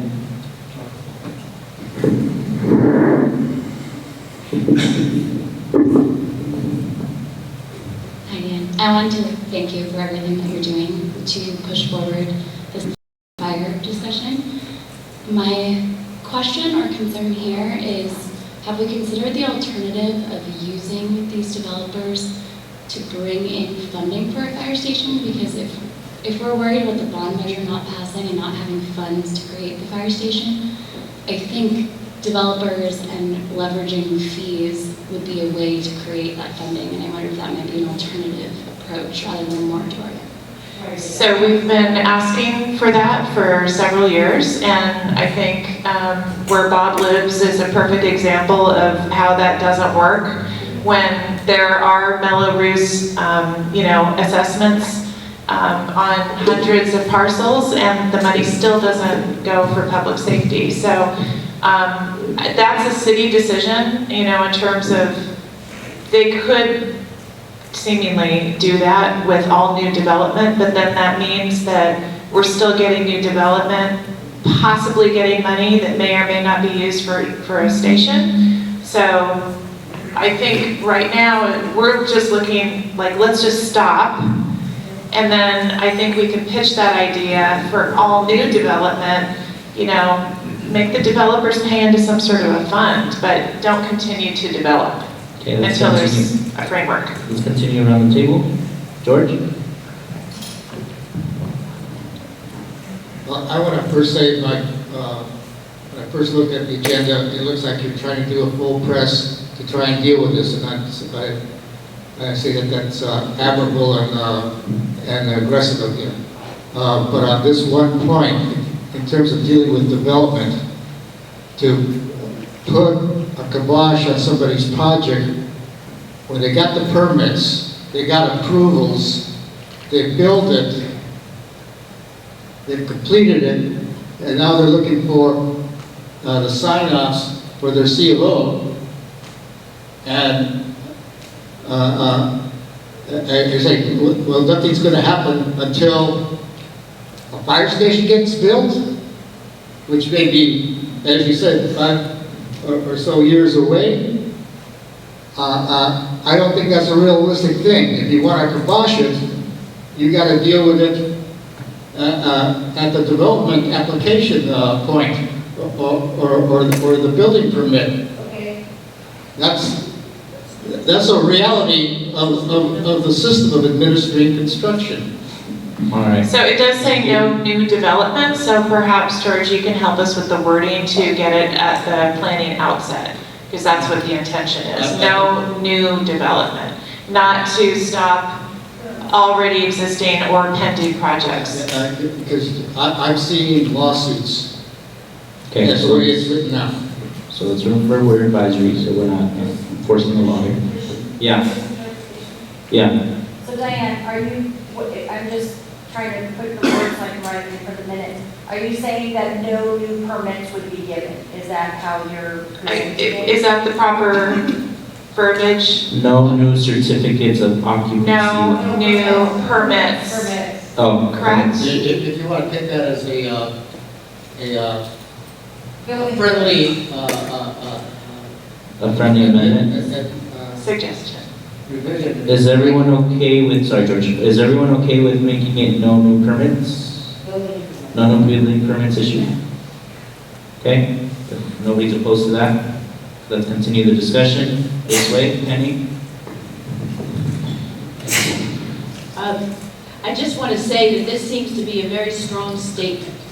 And for a community that doesn't have leadership in the quarters of the city where we would hope it is, that I think it's up to the neighborhood council to step up and make the issues known. And what I really like about this is it's something that could bring some attention to Sylmar in this issue. I'm thinking maybe media or something, because it's a strong, it's unusual to go this far, and that I hope this passes, because I would just like to see Sylmar stand up and help make this known. And this is the kind of thing that would help make this issue known farther around the city than we're just where we are. Thank you. Coming this way? No? Tom, and then if there's no one else, we're going to take a vote. Tom, go ahead. Yeah, I think building permits is a good stopping point. You know, if you go beyond that, if you say planning, a lot of these, the whole thing from Hubbard to McClay, between the freeway and Foothill, that was approved 10 years ago. So, but they just pulled permits prior to construction. And I think if you stop them at the permit stage, again, developers have an amazing ability to get things done. They can get around things, they can get under things, they can get through things. They can get politicians to change laws. They can get them to repave roads. Look at the 126 and I-5. It's all ready for the development that hasn't even started yet. Okay, but they built it all out. If you tell the developers, you're not going to get a permit until we have fire service. Again, we've been told they broke ground. For those of you who don't know, there's pictures of them out there with a shovel like this. And when they walked away, the last picture is this big mound of dirt with all these shovels in it. Looks just like a graveyard after a burial. All right, so let's take this item to a vote, please. So this is item 13 on approving a request that the City of LA put a moratorium on any new developments in Sylmar with no new building permits issued until the entire community of Sylmar is continually serviced within NFPA, National Fire Protection Association standards for all categories of emergency response. Here we go. Priya Acevedo? No. Kathy Bloom? Yes. David Gonzalez, Yes. Penelope McMillan, Yes. Guadalupe Montano, Abstain. Bob Opperman, Yes. George Ortega. I don't think I heard the motion. So George, the motion is discussion of possible action on approving a request of the city of LA, put a moratorium on any new development in Sylmar with no new buildings permits issued until the entire community of Sylmar is continuing service within NFPA standards for all categories of emergency. Yeah. All right, yes. Andres? Yes. I vote yes. Donald? Abstain. Chad? Yes. Okay, so what's the vote count? You know, I missed a few votes. I have them. You have them? So, Brielle, no. No, Lydia, do you have the number? Yeah, I have one, Two no, one no. 6, 7, 8 yeses, Uh-huh. 1 no, and 2 abstentions. Got it, it passes. Thank you, Diane. So I guess that authorizes you to write a letter. So I'd like to work with you on a draft, so Yeah. maybe you and I can work on the letter. Yes. Yeah. All right, cool. So let's continue to get, what's your son's name again? Lucas. Let's get Lucas home. So 16 was already discussed Like earlier. child endangerment at this point. So let's get straight into item 17, discussion and possible action to approve an amount not to exceed $2,500 for recognition marker monument at Stetson Ranch to honor Captain Albert Torres, including possibly naming one of the equestrian arenas for him. The goal is to have the city pay for the marker monument with the ceremony to occur during the Make Your Horse Count event at Stetson Ranch in May 2020. Is there a motion on the floor? There's a motion by Andres, there's a second by David Gonzalez. Quick background, as you know, we had this discussion last meeting, and then myself, David, Andres, Diane, and Cherie got together to clarify some things, and this is what was brought by the Public Safety and Equestrian Committees. So this is the new proposal. The goal is for the city to pay for it, but we want to put some money behind it to make sure that it does happen, because Albert Torres was a great member of this community, a great stakeholder. So Diane, anything to add? I don't know if you're able to pull up the picture that I sent. Yeah, one that second. might be helpful. So we did, I love horses, but I don't know a lot about them. I don't own one. I don't ride them, but I know people that do. So, Cherie was very helpful in collaborating with us to determine what kind of a marker or a monument would be equestrian friendly and would sort of fit in with the landscaping at Stetson. This is a picture of the borderline monument, and so this is what we would suggest. Something similar to this is just literally a boulder with a plaque on it. So it shouldn't cost that much, I wouldn't think. We would just need to get approvals and, kind of get it through the process with whoever, Rec and Parks and CD7, and, hopefully we can get this paid for. Cool, any discussion by the board? Going to my right, George? I was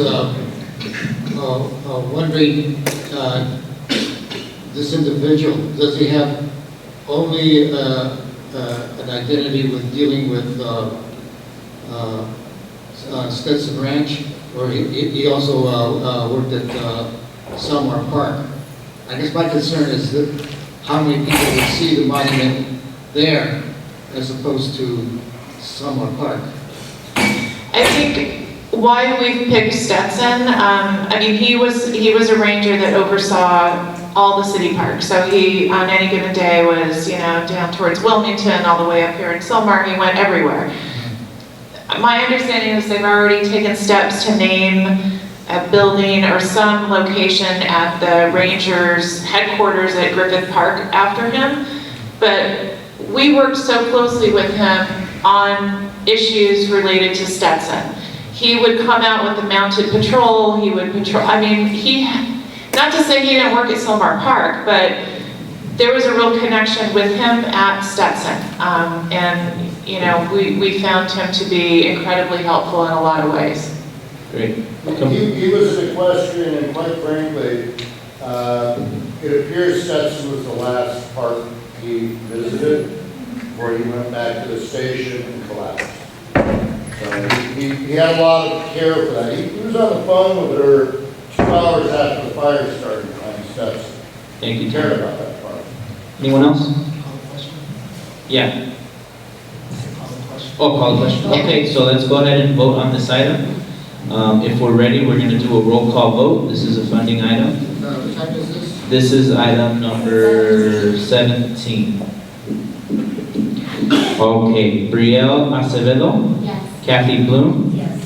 David Gonzalez, Yes. Penelope McMillan, Yes. Guadalupe Montano, Yes. Bob Opperman, Yes. George Ortega, Abstain. Andres Rubalcaba, Yes. myself, I vote yes. Donald Zelaya, Yes. Chad Durio. Yes. All right, so that is 10 and 1 abstention. Thank you for that. And if anyone wants to get involved with this, I know that we're going to be working together to make this a reality. Let's move straight into item 18, discussion and possible action on approving an amount not to exceed $1,000 in support of community attendance at Fire Station 91 with food and refreshments on 2020 Fire Service Day, which is May 9, 2020. Is there any motion on the floor? Got a motion by Andres. Is there a second? Second. Got a second by Donald Zelaya. This is something else that we brought up when myself, Andres, David, Diane, and Sheree met. You know, Andres and David have been working with Captain Davis on some advocacy campaigns and some media, and we all know that Diane has been working with them for quite a while. So any way that we can support is you know, it's important, and I know that they're gonna go all out this year. So Diane, anything to add? No, I think, you know, this is just a placeholder in the event that we do need the funding. I was just talking to Kathy. We think the amount last year was $750. We know that the fire department's trying to, well, they can certainly obtain donations and things for food and drink for the event. Last year, they canceled that, and we ended up paying because they were worried about not having people there at the station to actually monitor and dole out the food. And I'm like, guys, we have volunteers. Like, don't ever worry about that. We can get people to help. So we think that they're going to get the donations from local businesses, but this is, again, just in case. And I think, yeah, it worked out really well. We did just coffee, water, donuts in the morning, and then it was pizza and salad for lunch. Nothing fancy. All right, any discussion from the board? Let me come around this way. Audience? Okay, I'm gonna do a roll. This is a funding item.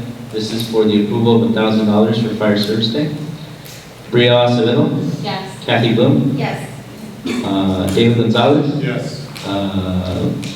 Penelope McMillan, Yes. Guadalupe Montano, Yes. Bob Opperman, Yes. George Ortega, Yes. Andres, Yes. Christian, yes. Donald Zelaya, Yes. Chad Durio. Yes. Okay, that is unanimous. So thank you. And once again, anyone that wants to be involved in the planning or helping, reach out to Diane, and we can get you involved. And I believe those are all the public safety items, correct?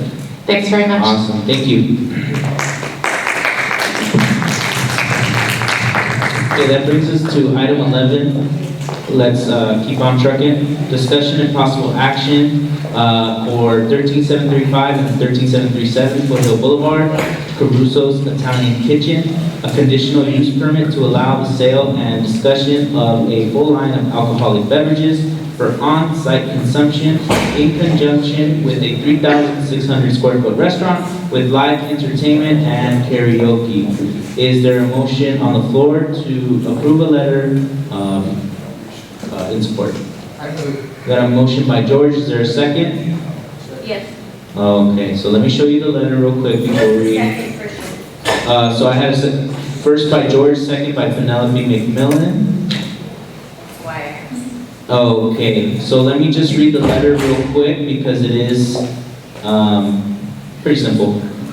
The Sylmar Neighborhood Council at its November 21st board meeting voted to support, if you do, the above reference application. This is in conjunction with Caruso's Italian Kitchen, operates between the hours been operating in Sylmar since 1972, seats 131, operates between the hours of 11 to 2 a.m. daily. Application is a renewal with added karaoke and live music, limited to 5 musicians. Caruso's is valued in the Sylmar community as a local business and support of community activities, various fundraisers such as donations to Sylmar High and Caruso Park, but I think it's El Caruso Park, for kids, along with providing food to Oak Ridge during the fire, to name a few. As background, the Sylmar Planning and Land Use Committee held a public meeting on October 9th, where the applicant and representative presented information and responded to questions. At this meeting, the PLUC voted to recommend supporting this application to the Sylmar Neighborhood Council. George, give us a quick background and then we'll take a vote. Well, I have a bit to add on top of that. They've been in existence for very many years, and they've been a part of the community and contributing to youth events and helping out the community in some of our emergencies.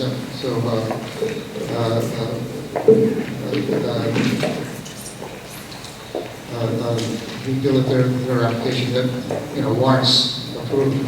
Great. Anything from the board, coming this way, coming that way, audience? Did this come through the public? Yes, it was on the October 9th agenda, and they voted to support. Yeah. Okay, so with that, we're going to take this one to a vote. Is there anyone opposed to this letter? Is there anyone abstaining from this letter? Okay, 11-0, that is unanimous. Thank you.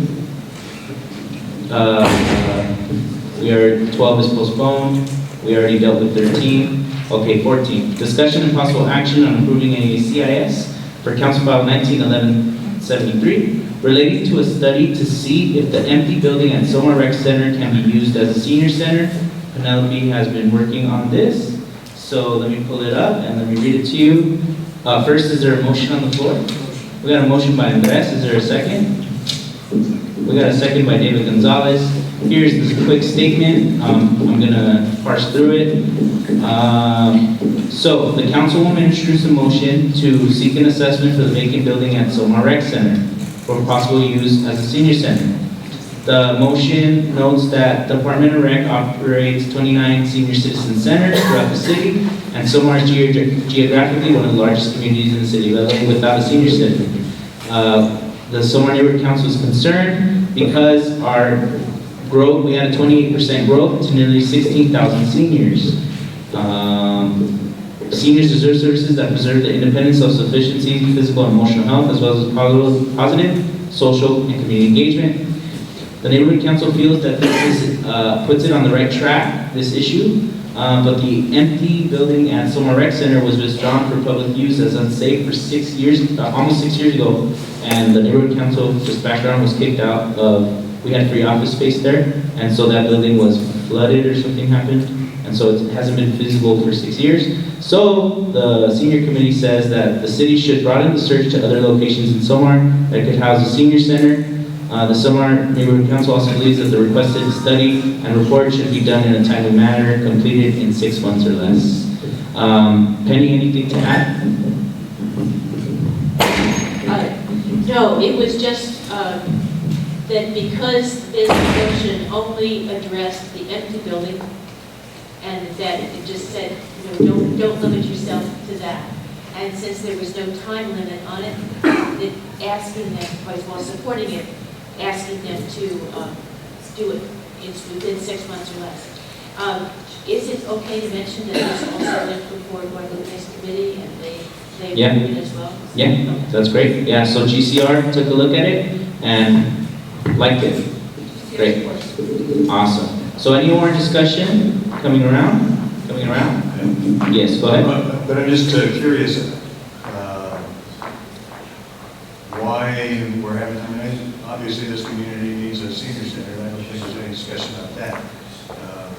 But shouldn't a conclusion as to whether or not this building is even hospitable be reached first? Yeah, so that's the motion that the councilwoman put forth, was to determine whether it's feasible or not.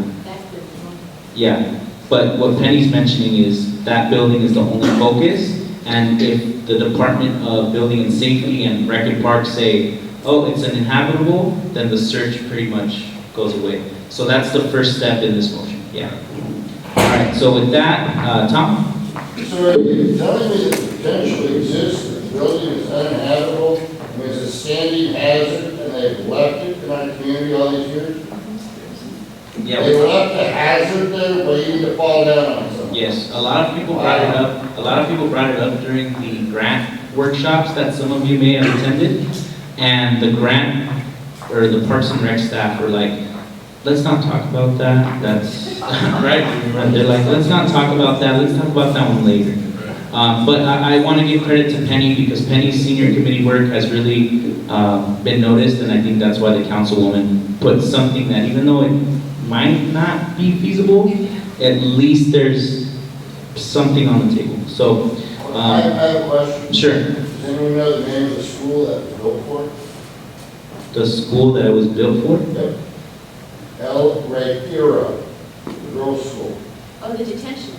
Right. Yeah. Okay, so let's take this one, if there's nothing else. Let's take this one. Is there any opposition to this? Listen, now, are we amending this to include the points that were raised by the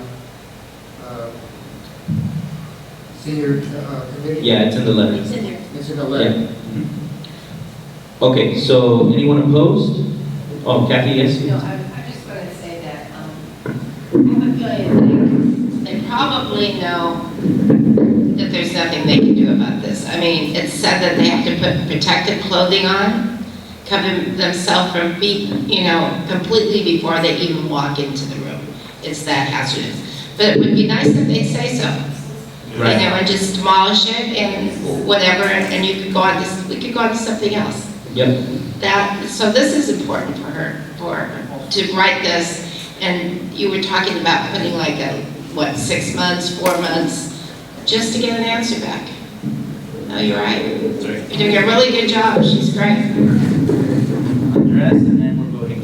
I just wanted to add that I know that a while back that we went to do some workshops and voting for that park, for that $6 million. So this would be a perfect opportunity to send that they demolish it, that we have it on record, so that when they build it, we've already approved it and it's already been attached to Monaco. So it's basically doing a trail. So by you voting yes, it will create that if we get the funding, we're at first place. All right, so let's go ahead and vote. Any opposition to this? Any abstentions on this? All right, unanimous. Thank you, Penny. And let's schedule something later in the week so I can show you how to submit it to the council files system, okay? All right, so with that, we're moving to item 15, discussion and possible action on approving a community impact statement for Council File 19-1119 relating to a request to the Department of Rec and Parks to conduct stakeholder meetings relating to park safety. Let me pull up, is there a motion? Motion by Andres, is there a second? Yes. By Penny. And this is coming from the Government and Community Relations. This is Council File 19-119. The motion was introduced by Councilmember Mitchell Farrell regarding community input regarding city parks and individuals experiencing homelessness is a positive step to ensuring our parks are safe for all stakeholders. This is what the motion calls for.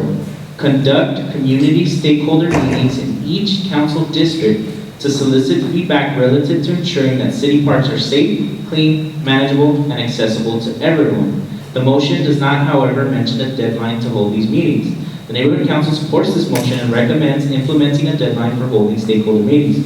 The Sylmar community recently came together to discuss ideas for enhancing Sylmar Park. Our community is very much invested in ensuring our park is safe. Secondly, the recently opened synthetic soccer field strengthens the park's attractiveness to the families of Sylmar. The Neighborhood Council feels community stakeholder meetings, if completed in a timely manner, will allow our community to voice both concerns and appreciation for our park and its caretaking. Therefore, the Sylmar Neighborhood Council supports this motion. Once again, the motion calls for conducting community stakeholder meetings in each council district about park safety. Guadalupe, anything to add? No, you covered it very well, thank you. Great. Let me come around the table. Anything, Bria? That you can't have an encampment within 200 feet of the park or... Go ahead. Can you speak to the mic? Is the council file that we're referring to about having an encampment or a tent within a certain amount of feet of a park or a school? Is that the file we're referencing? We don't hear that. Repeat your question, please. We didn't hear it. Go ahead. I wanted to clarify the council file that we're referencing. Is this the proposed ban on having encampments or tents within a certain amount of feet of schools and parks? Is that what we're referencing? No, this council file just calls for community stakeholder meetings relating to park safety. Homelessness is brought up as an issue, and it's kind of like the guiding topic of how homelessness affects park safety, if I'm correct. Well, a little bit? Does that sound correct? Okay. Correct. It's just nothing to do with that. It's just calling for community stakeholder meetings about the park. Yeah, so it's just calling for the Department of Rec and Parks to hold these stakeholder meetings. So anyone around here? Around here? Audience? Okay. So we're gonna go ahead and vote on this reverse. Any opposition to this one? Any abstentions on this one? Okay. Thank you, Guadalupe, and also we'll set up a meeting so I can show you how to submit this into the city system. Thank you. Pass it that way. All right. So we went through 16, we went through 17, we went through 18, 19. Discussion and possible action approving amount not to exceed $850 for outreach activities. $600 for 2 open houses in 2020 and $250 for a community cleanup. Dates are TBD. Is there a motion on the floor? Got a motion by Andres. Is there a second? I heard Donald say it. Second? Second. All right, Donald second. Donald, I know Donald spoke to me about this. We have an office. We should use it more often than we do. And open houses are a good idea. And there's been talks about a community cleanup. So Donald, any? Yeah, so I handed to everyone a little bit of the proposal that I'm putting together. The vision for this is for us to have quarterly open houses that gives us an opportunity to promote the SNC, showcase successes, learn about issues in the community directly from our stakeholders, and encourage involvement in our SNC committees. And lastly, it's fostering community through networking. So I'm asking for $600 for the SNC open houses. There would be 2, one in Q1, which would be January to March of 2020, and then another in April, from April to June in 2020. And the idea here is that we're essentially just going to activate our space. Our stakeholders, this is their funds and they pay for the office, and we should allow it to be a space where people can come and use it. So as I've already mentioned a couple meetings that I keep asking all the various committee chairs to share with me what they're about. That's part of this, so that we can create displays for each committee, so that when people come to the open house, similar to how you go to a science fair, and you would see, oh, this committee is about this, and that's who I want to talk to. When do they meet? What do they do? So hopefully you all will approve this, and this will become a new tradition of the SNC, that it's a way to get out in the community, and it's a way to just open up our space so we're not just using it just as board members and committee members. And cleanup though? And the funds for the cleanup are for the volunteers. It's essentially for snacks. It's something that I've talked to Juan Solorio from CD7 quite a bit about teaming up on the cleanup. As we all know, the councilwoman did a press release recently about Operation Bright Spot, and I brought it up to him that it'd be great if it was a partnership when they did these with us. So I said that we as the SNC could cover snacks for the volunteers, have a booth when they're doing a cleanup. He's looking to give me a date, so we're still kind of working that out a little bit. But it's open also to suggestions on streets and places where we could do it, so. Yeah, and I told Donald that if the councilwoman's office is operating slowly, that we just take it on ourselves. And we have friends at Graffiti Busters too now, so. We have a long history, we've done huge cleanups. Yeah. The only thing, the first thing I would say is, don't do it around the park. We've done that way too many times. Yeah. Let's pick a new spot. Yeah. All right, so is there any discussion on this? Coming this way? This way? Yeah. You mentioned doing it quarterly, but you've only got 2 quarters. So we can only approve funds for fiscal year 1920. So if we were to approve more open houses, we would have to wait until the next fiscal year. July 1st. July 1st, yeah. All right, cool. So anything else? Audience? All right, so let's take this one to a vote. This is a funding item, so let's do a roll call. Rio Acevedo? Yes. Kathy Bloom? Yes. David Gonzalez? Yes. Penelope? Yes. Guadalupe? Yes. Bob? Yep. George? Yes. Andres? Yes. Christian, yes. Donald? Yes. Chad? Yes. It passes. So if you want to collaborate on this, reach out to Donald, and I'm sure he'll take you along the ride. Sweet. So item 20, discussion and possible action on approving an amount not to exceed $250 for a holiday toy drive in Sylmar. The toys would be donated to children at the Hope Garden Shelter. This was talked about in Homeless Committee. Brielle Acevedo brought up the idea to me, and essentially it's promoting a toy drive. Brielle, anything to add? Sure. So Hope Gardens is a transitional living facility for women and children. There are currently 163 children living there between the ages of infancy and 17. And this money would be used so I could promote the toy drive. I would engage with the community, get to know more members, hopefully collect at least 163 toys so everyone gets something. And the neighborhood council, as well as the community, would be able to help pass these toys out at Hope Gardens. That date is to be determined mid-December. And can you clarify where Hope Gardens is? Yes, it is. I have the address, hold on. No, I think it's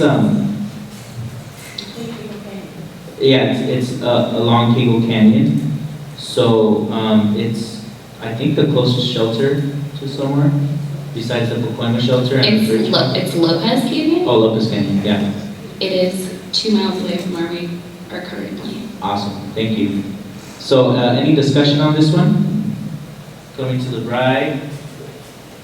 This way. Yeah.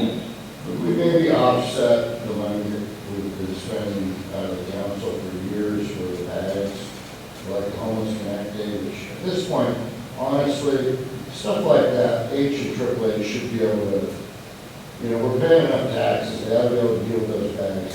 Toys for kids, that's a much better cause, but are we adding on or are we replacing? I hope we could let H and AAA buy the toiletries, which, historically we've all heard end up being traded or lost. So I'm supporting this, but I think we can cut this money out of that other budget and let our HHH funds take care of that. Anything else, George? Right now, we're at a tough pace to be spending up our money. 250 here or there. I don't think that makes much of a difference for it. Can I change much my at the end. But Can I raise it? No. no, not today. It sounded like you said you got a lot of money. No. Okay, so One bite at the apple. all right, so let's go ahead and Christian, yes. just to help you guys from taking it back. Sure. So is specifically all the $250 going just to outreach for this event? Yes. Okay, so you're not purchasing any items with the money? I don't believe so. No, right? The goal is outreach. Yeah. Okay. So, oh, and she was talking about, Brielle was talking about partnerships with the library and other organizations so that they can collect toys as well, so that we can create more partnerships in the community. Andres? Yeah, just a quick question. There's a lot of businesses like Roxford and there that already want to do a toy drive. It's a great opportunity to connect with all the businesses. I can give you all that information so that way you can collaborate that maybe at first Sylmar toy drive. So I'll give you all that information. Thank you. All right, so let's go ahead and move forward with this. David, yeah? So if this is a $250 that's going to go to a nonprofit for a specific event, is this something that we're doing, what's it called, without being approached by them? Or is it something that should have gone through it as an NPG rather than just approving it? So before she answers that, the money's not touching another organization. This is for outreach. Like we did it for the elections. There's like, you know, you can do things like pay for Facebook advertising and other things like that, yeah. So yeah. So that shouldn't go specifically to one organization, because we've been approached by at least 2 or 3 different organizations with the same thing, that they're all Sylmar based. I know Biotech has approached us, or at least they approached the public safety meeting for the exact same purpose, but it would benefit a different, it would benefit a different organization. Okay. Bob? So we are just going to write a check to the... No. No. To who? No, this These is would be gifts in kind, so that's why it's an outreach effort. Yeah, so the money is sorry, Brielle, I'm so sorry. The money's for outreach activities. But there's $250. I'm just interested in the mechanics, and I'm not opposed to the motion. I just want to know how is $250 getting from Sylmar Neighborhood Council to both? It is not, and I hope to be able to do this for less. This would enable me to print posters and have this information out so that we can get this to the community and collect toys. So there's no exchange of money between our organization and Hope Gardens. It's just an exchange of information, which helps get our name out and then also helps benefit a lot of kids living in our community. Yes. Yeah, it's like Yes. Yeah. Because it does say the toys would be donated. So the motion kind of leads to believe that the money would be spent for toys to be donated. That's a calculation. Okay. That's why we ask questions. Yeah, so I'll clarify it's outreach only. All right. So anyone else? Good clarifying questions? All right. So anyone from the audience? All right, so roll call. Brielle Acevedo? Yes. Kathy Bloom? Yes. David Gonzalez? Penelope McMillan? Yes. Guadalupe Montano? Yes. Bob Opperman? George Ortega? Yes. Andres Huercal? I vote yes. Donald Zelaya? Yes. Chad Durio? Yes. Okay, so if anyone wants to work with Brielle, please connect with her. Thank you for that, that's unanimous. Okay, 21, discussion and possible action on approving an amount not to exceed $1,000 for the Sylmar NC Holiday Party. The annual party will be held on December 19th at Discovery Charter School. This has become a tradition of the Neighborhood Council to host a holiday party for the community. I think last year we had some of the biggest attendance that we've ever seen. I think we had 130 people there. We provided food. It was at the El Carrizo Golf Course, and we had a good relationship with the manager at the time. However, she has moved on to another position, so we couldn't get the same sweet deal that we got last time. But we've had it at Discovery Charter School in the past. So Kathy approached them, and they're all on board. December 19th is the third Thursday, so we felt that that was an appropriate date. Did I already entertain a motion? No. Okay, let me entertain a motion. We got a motion from Donald. Yes. Second by Andres. Discussion. This goes towards food. for the community. We usually come under budget. Anyone else? And Kathy, also chair rentals, right? Because Discovery doesn't have. Yeah, we have to rent approximately 15 tables and 120 chairs. They don't have tables or chairs there, Yeah. but in the past, we've always done it too. Yeah. And there's a place right across the street by Village Market that we should be able to get them there. They just bring them over. Bob? Well, I'm just wondering, I mean, $1,000 for 130 people worth of food and drink and rent and all that, is that enough, or you get it, is this subsidized, or what? We can do it. With the golf course, though, we got everything, we were able to be there for free last time, but this time they wanted just for the rental. For the tables in the room, they wanted, and insurance, they wanted around $1,200. Yeah, last And year. that doesn't even count the food. Yeah, last year we did it with 500. So So I 1,000 think is. we'll do okay. You know, last year I put a little bit of money into it because remember we went, there were way more people than expected. So this year we did ask more. I think last year it was like 800 or 700. So I think it'll be okay. Cool. Start buying food for me then. All right, any more discussion? Okay. Briella Acevedo? Yes. Kathy? Yes. David? Yes. Penelope? Yes. Guadalupe? Yes. Bob? Yep. George? Yes. Andres? Yes. Christian, yes. Donald? Yes. Chad? Great, unanimous. If anyone wants to help Kathy, let her know. 22, discussion and possible action on approving an October 2019 monthly expenditure report. George usually passes it around. My goal is to have a expenses budget ready for you. I've already created the template. I just need to sit down with Kathy and make sure that I'm putting the expenses in the right categories. Because make your horse count purchases kind of look like operations purchases, so I just gotta make sure that I parse through them. But you should have a update before the next meeting, like way before, as soon as I finish the Excel spreadsheet. However, it's all available online if you wanna see the expenses. I just like putting it into the appropriate budget categories. Is there a motion on the floor? Motion. We got a motion by Andres, second by George. Discussion? Okay, with that, we'll take it to a vote. It's funding related, so we have to roll call. Briella Acevedo? Yes. Kathy Bloom? Yes. David Gonzalez? Penelope? Yes. Guadalupe? Yes. Bob? George? Yes. Andres? Yes. Yes. Donald? Yes. Chad? Okay, it's unanimous. 23, we'll come back to it. We didn't receive the minutes on time, but we will organize all the minutes and everything and present them all to you in January at the top of the meeting so we can get them out of the way. 24, we have a board vacancy, at-large representative, formerly a youth seat. There was a request to put Diane Valencia on the board, and my thought process was I want to open the seat up for someone new, especially since Diane is, doing a lot of great work. My thought process was to put someone new on the board.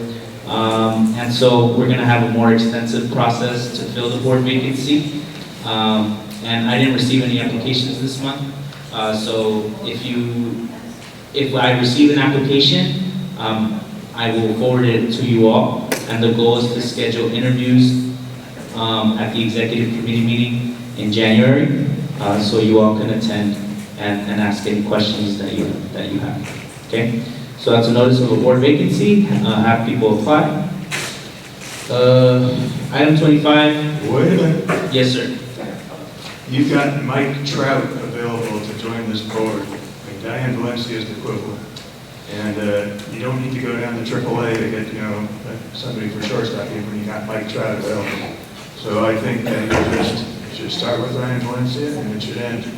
It's just that simple. Thank you. Board member comments and announcements. Anything from the board? Guadalupe? Yes, for members of our community who may be low-income renters, if their rent has gone up more than 8% since March 15, 2019, there is money from the city. It is the Emergency Renters Relief Program. So contact me if you'd like more information on that. Coming to the right, coming to the left. Okay, that's the comments and announcements. Agenda items, right into executive board. And with that, let's make sure that we keep all of our other board members that may be sick or maybe ill in mind and wish them a speedy recovery. And we're gonna go ahead and adjourn at 9:46. Thank you.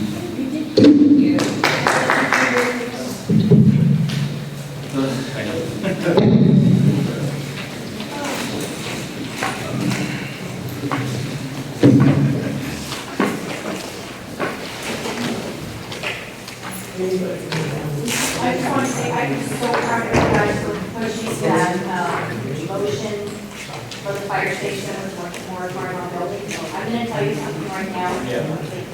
We are going to work with the land, working with the media on the issues of blood accidents.